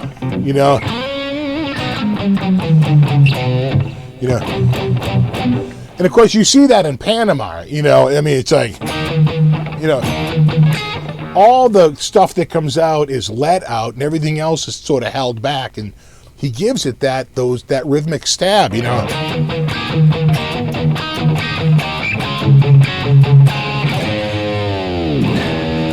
great thing, the other one I want to talk about, let's just talk about, just very quickly, the verse to Everybody Wants Some, right? So it's...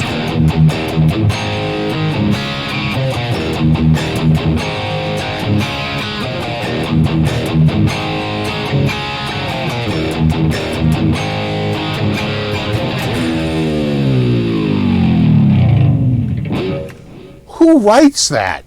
Yeah, okay. All right, so you're going to start singing. Okay, and then I'm going to go. I mean, come on.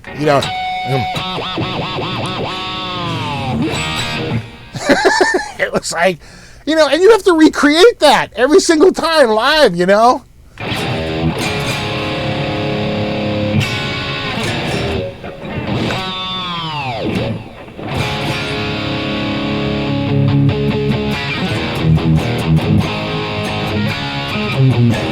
I love that tune too. So good. Again, more of the muting with the stabs.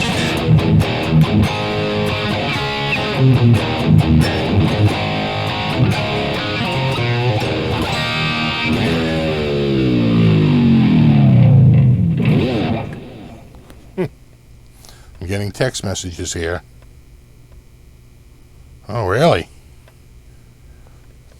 Good to know. Oh man. So I was lucky enough to see Van Halen, let me think about this, 4 times, twice on the 1984. A lot of my friends went to see them in 1981 on the, I want to say it was the Fair Warning tour. So many of my friends went to that tour. I think it was either 81, it could have been 82 for Diver Down, but I don't think so. I'm almost positive it was 81. And I was so bummed I couldn't go. Couldn't get tickets, and then I had to wait. And then I saw them on the 1984 tour twice in one weekend. I saw the Friday night show and I saw the Sunday night show. And I want to say Saturday was Worcester. You know.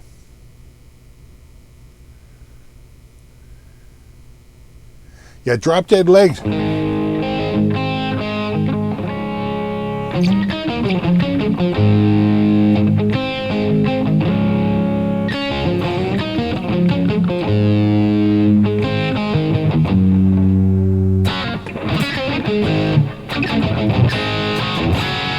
That's actually in drop D. I'm not in the correct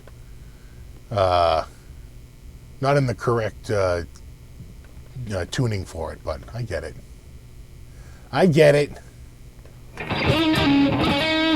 You had floor seats for the 84 tour. We were loge right on the side for the 84 tour, and for the first show, fantastic seats. Oh my God, what a show! I remember it was me and these two girls, and I had a friend who had a ticket, and I had two girls who had tickets and didn't have a car, and he had a ticket and didn't have a car. He had no way of going to the show other than a ticket.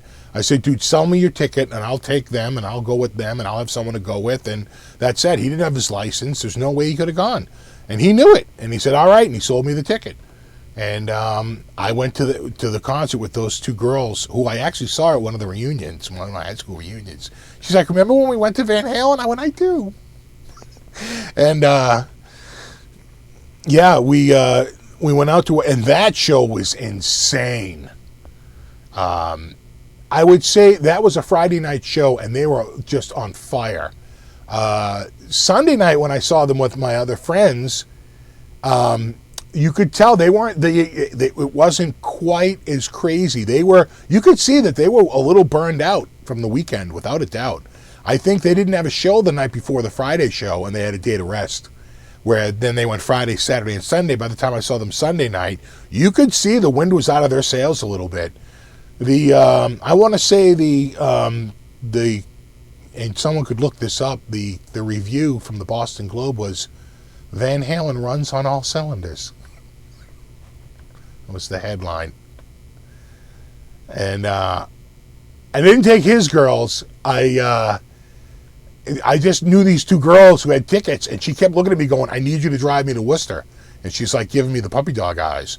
I'm like, yeah, but I'm not. If you think I'm going to drive you to Worcester and sit outside while you and your girlfriend go inside, why don't you get your girlfriend's ticket and you and I will go? And she's like, I can't. They're her tickets. And I was like, oh. And then that's when I went and I started working on my friend, browbeating him to death until he finally sold me his ticket, which he did. And that one, we didn't even know where our seats were. We walked into the loge and there were 3 seats right there. We just walked in. And as soon as we walked in, the lights went down. Everyone's, it's all going crazy. And you hear like, hello, Boston! Please welcome one of the recording artists, Van Halen. And there's a single light over Eddie.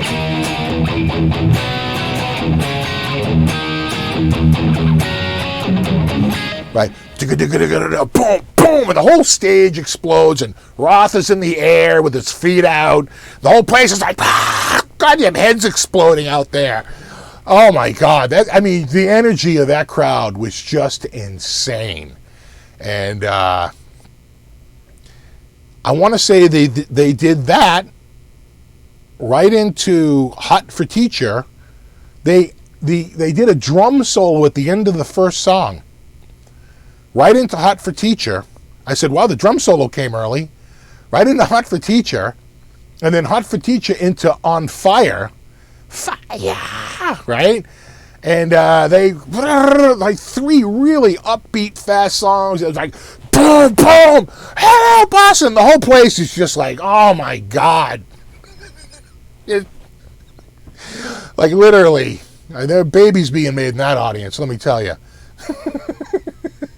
1984. And then Mike Palmisano. What's up, buddy? I was telling them earlier, you're the guy who convinced me to leave the video up.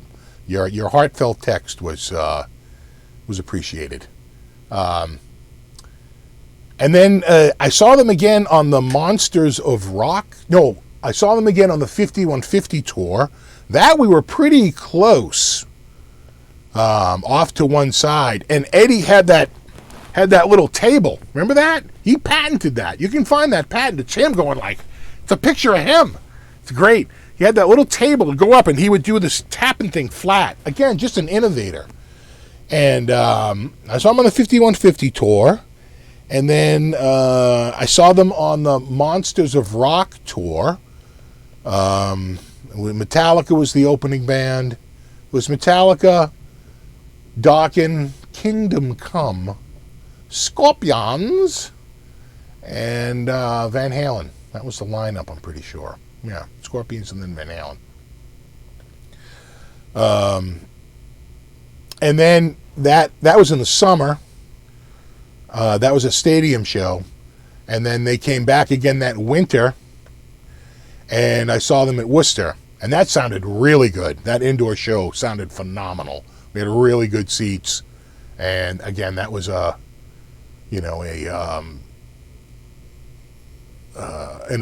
small arena show. That was in Worcester, a pretty small arena show. Sounded fantastic. The big show was in Foxborough Stadium, long before Gillette. This was this was one of those guys. They cut every corner. That was a terrible stadium. Yeah, Kingdom Come, Talkin, Scorps. I think Metallica was the opening act, and they do that to get asses in seats, right? They try to put a band that's going to draw people in to make sure that that people aren't going to just show up for the last two bands. So it's usually the first band, and then it cools off a little bit. Second and the third bands are not nearly as popular, and then it kicks back up again. But they always try to get a first band. Of course, I was late. I never even saw. I showed up just as Metallica went off stage. Didn't hear one note. Now it's Gillette, but at the time it was Foxborough Stadium. Yeah, Sullivan Stadium. Although I think they weren't even calling it Sullivan then. I think it was Foxborough. And they got rid of the Sullivan name because the Sullivan had such a bad connotation. They just renamed it Foxborough Stadium. So Monsters of Rock was 88, summer of 88. Yeah. I saw David Lee Roth in 86. So it's so funny. I saw Van Halen in 85, I'm pretty sure, on the 5150 tour. And then Roth in 86 on the Eat 'Em and Smile tour. And then I forget if Roth was again in 87 or 88. I saw him again on that second tour they did. I guess it was for Skyscraper. And I saw Van Halen around the same time. And I got to say, that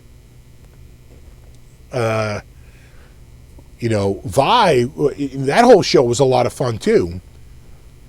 But I was amazed at just how friggin' killer Van Halen was. They just sounded so damn good.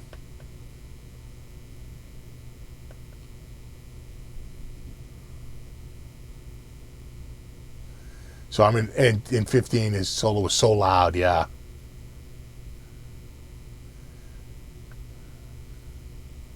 Yeah, Metallica. I missed that one. I didn't go. Oh, thanks, Baron Guitar. Thanks for hanging out so much. Going a little fast, trying to catch up with one here. The Massive Orange amp. It's a nice one.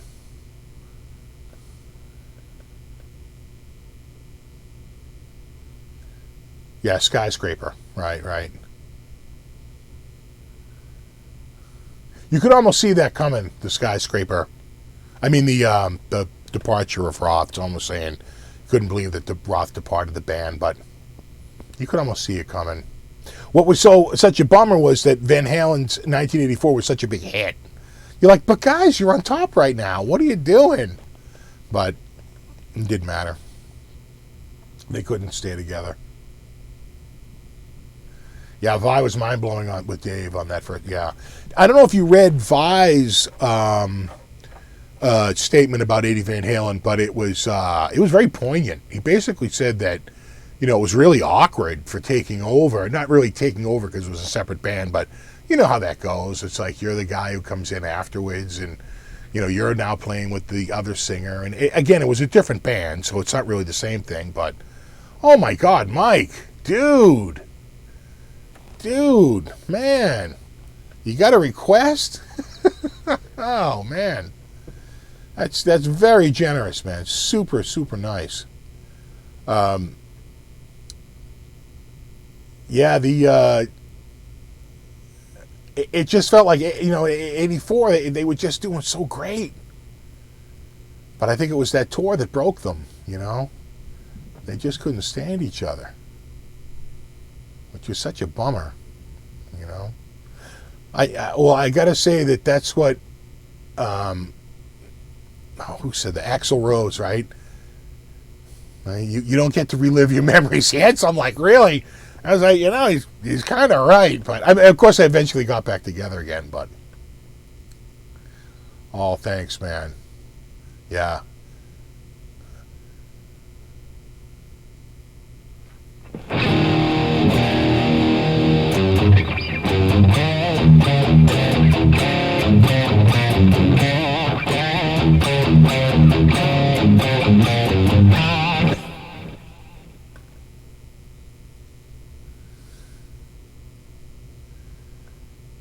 Hello, Rogerio in Brazil. Yeah, no, DLR was always kind of weird. Yeah, the dude was just a little bizarre, man. He kind of was. Oh, thanks, Mike. Oh, love you too, man. Thank you so much. Really appreciate that. That's one thing Warner Brothers can't take away. They can take the ad revenue, but they can't take this stuff. YouTube can dip into it, but Warner can't. Thank God, or else because I know they're gonna. I probably already have a friggin' copyright strike. Oh, thanks, Mike. Oh, Mike, I'm gonna send you a dozen roses.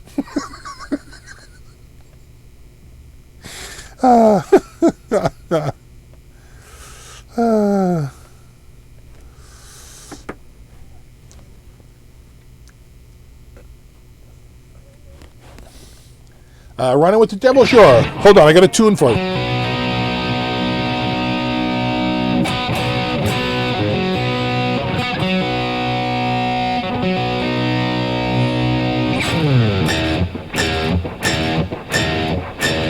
Hold on, I gotta get...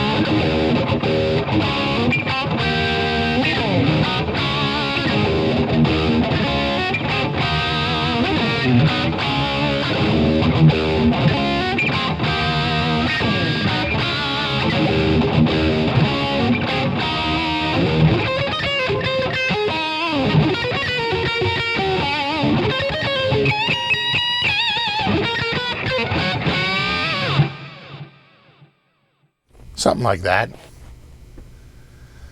That bass riff started Megadeth. Yeah, really. Oh, thanks, Des Ryan. Thanks so much. Have a great night. Thank you so much for hanging out. Yeah, we're getting towards we're getting a little while long. I told my family to don't expect me, to be right on time, but I think we covered a lot tonight, so I don't know if it will be. Yeah. So the harmonics, that's a little bit on your hand.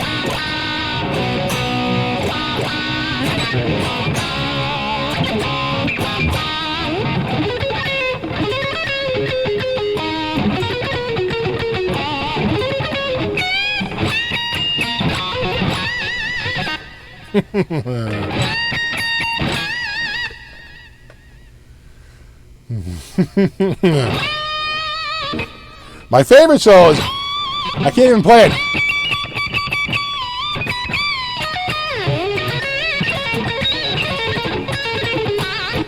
It's so hard.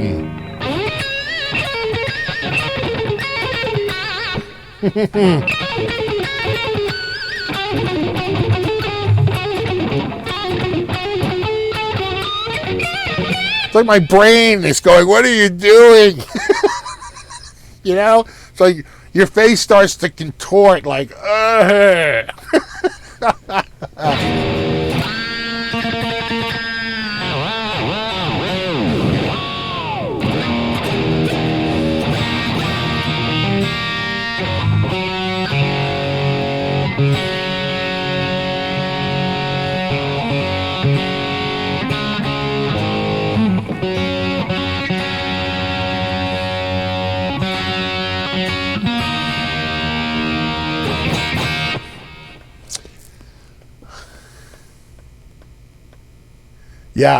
Yeah, exactly.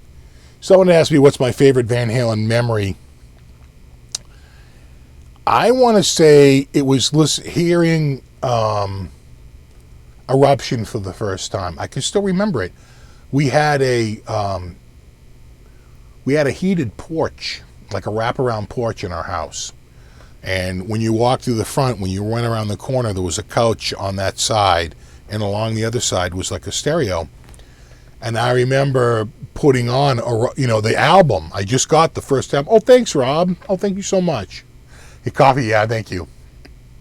And I just remember putting on, and, I'm sure it started with Running with the Devil.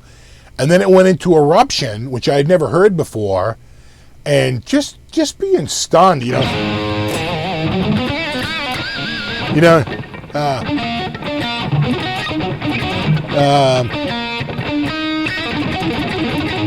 so fast.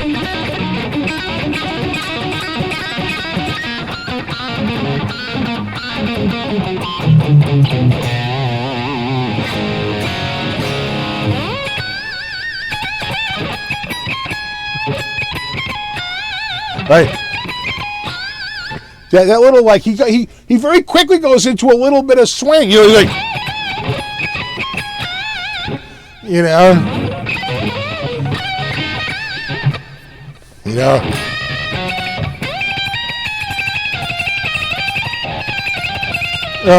that was it.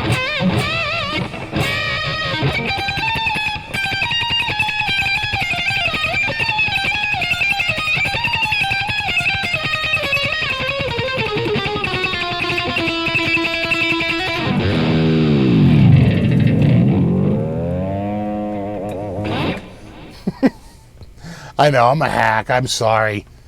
I feel like I'm soiling his memory. Sorry, Ed. Oh, thanks, Buzz. Thanks for all the fantastic nostalgic emotions tonight. It's a huge for me. Oh, thanks, Buzz. If I'm back in Texas, man, we got to meet up in Dallas. Oh, God damn. Thanks, the Metal Edge. Could you please play Pound Cake? Unfortunately, that song I don't know. I don't know it. Hold on a second, though. Let me take a quick look here.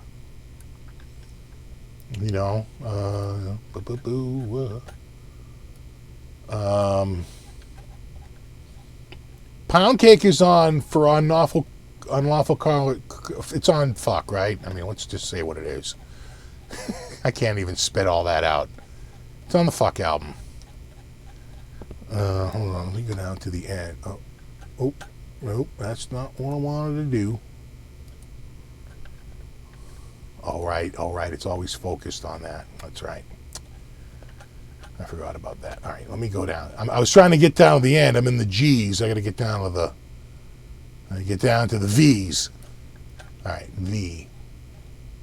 V-A, Van Halen. Do I have... Well, let me see if Greatest Hits has Pound Cake. Let me go here. Pound Cake. All right. So, let me just take a look here.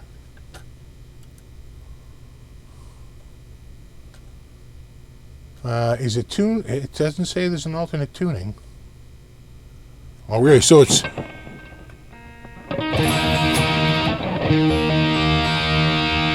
Oh, really?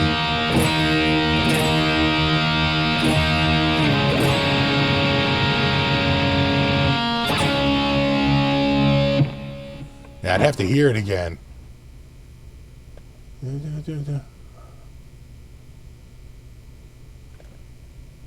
It looks like it's... That's the chord.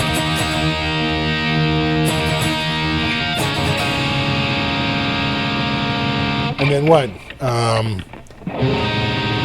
Yeah, it's like 4.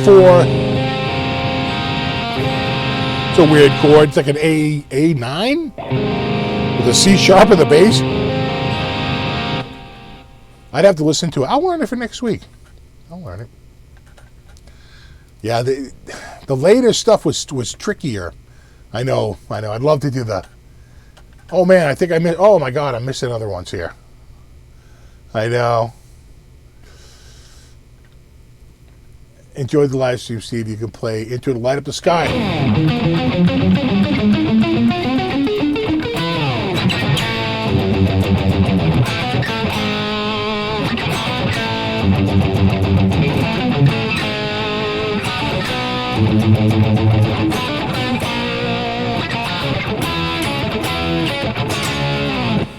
Love that one. That's a good one. Did he borrow the drill thing from Paul Gilbert? I think Paul Gilbert put a pick on the end. You got to remember, I don't think Eddie did a pick. I think Eddie held the motor near the pick, knowing that the electrical interference of the motor would go through. Eddie. Oh, I'm getting down. Hold on, I gotta hit these. Oh man, Superseller, thank you. Michael Cope, love the Steve. Cathedral, oh thank you, man, so much. Oh, the text, but thanks, Buzz. Jeez, everybody's going. Love the channel, dude. And he's why I got into guitar. Thank you for doing this. Oh no, thank you, man. Huge thanks. Did I miss a Superseller? Thank you. They're coming fast and furious here.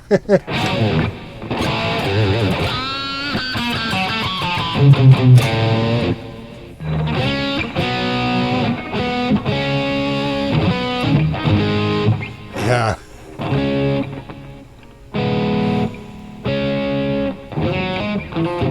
The thing is, I know Women in Love, and I just can't think of it right now. You know what I'm saying? I'm drawing a blank.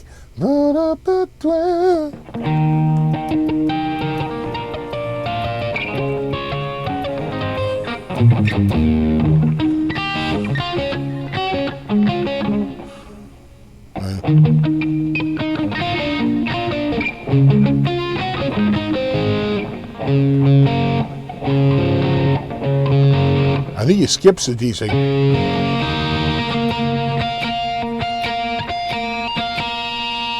hard.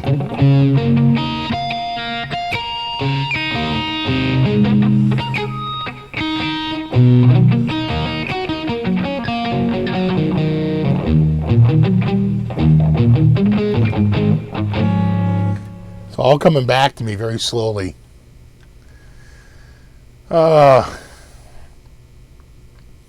All right, guys. Well, you know what?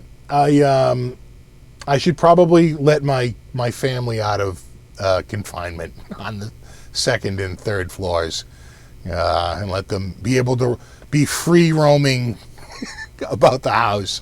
Because they stay up there when I do the show so that I don't hear them traipsing around up there. Guys, thank you so much, everybody. The outpouring support for that video was humbling. It really was. And the positivity was just mind-blowing. And I think it just solidified how much, you know, we all loved Ed. Oh, thanks, Aki. Hot for teacher intro. Okay, I gotta rest it on my leg here. Hold on, we're gonna bring this up here. Here we go.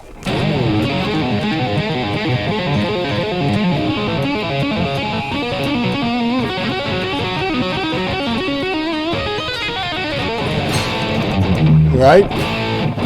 I hit it. All right. Off by a half step.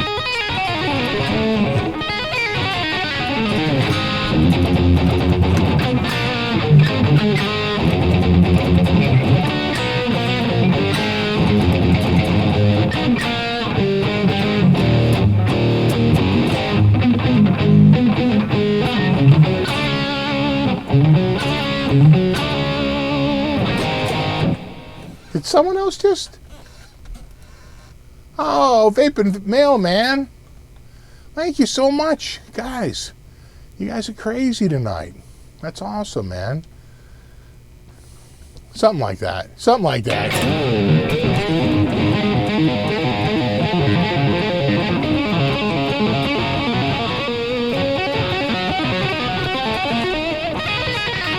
Yeah.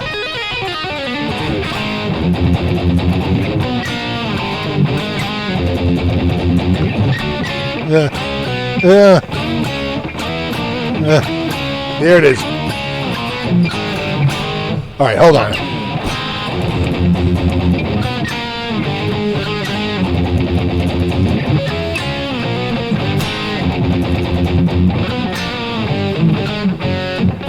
E.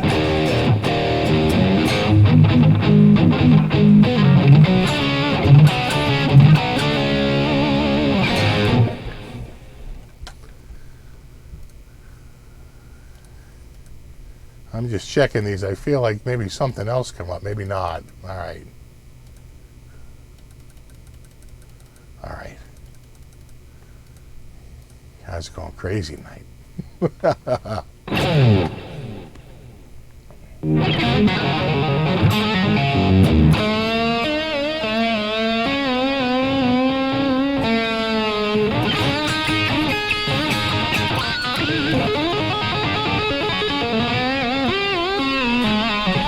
Yeah. I gotta practice, man.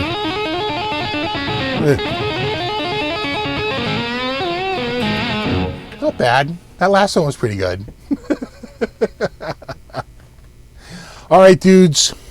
I can already hear some rustling up there. They're rustling, damn it. All right, last Frankie cam. One last look at the Frankie. Because I won't have these next week. They're going back to Bobby. This is Bobby's. Again, Guitar Fret Zone, if you just want to check him out and just, you know that Bobby is a real person. You could check out his channel, Guitar Fret Zone. And special thanks to my buddy Reno. Oh, Christ. Left is right and right is left. It lent me the Bumblebee, much appreciated. And I'll see you guys all next week, a week from today. And I might put out a video this week. We'll see. Maybe Thursday. Monday feels too soon. I have to have a whole week of nothing, except Eddie focused. And then life can continue slowly and sadly. All right, guys. Again, thanks to everybody. You rock. Thanks to everybody who hung out tonight. Super extra special thanks to anyone who contributed. And of course, super mega thanks to my mods.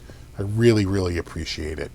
All right, guys. I will see you in a week. Check out Bobby's channel and tell him I sent you over there. And there you have it. All right, guys. As always, thanks so much for hanging out. Rock on.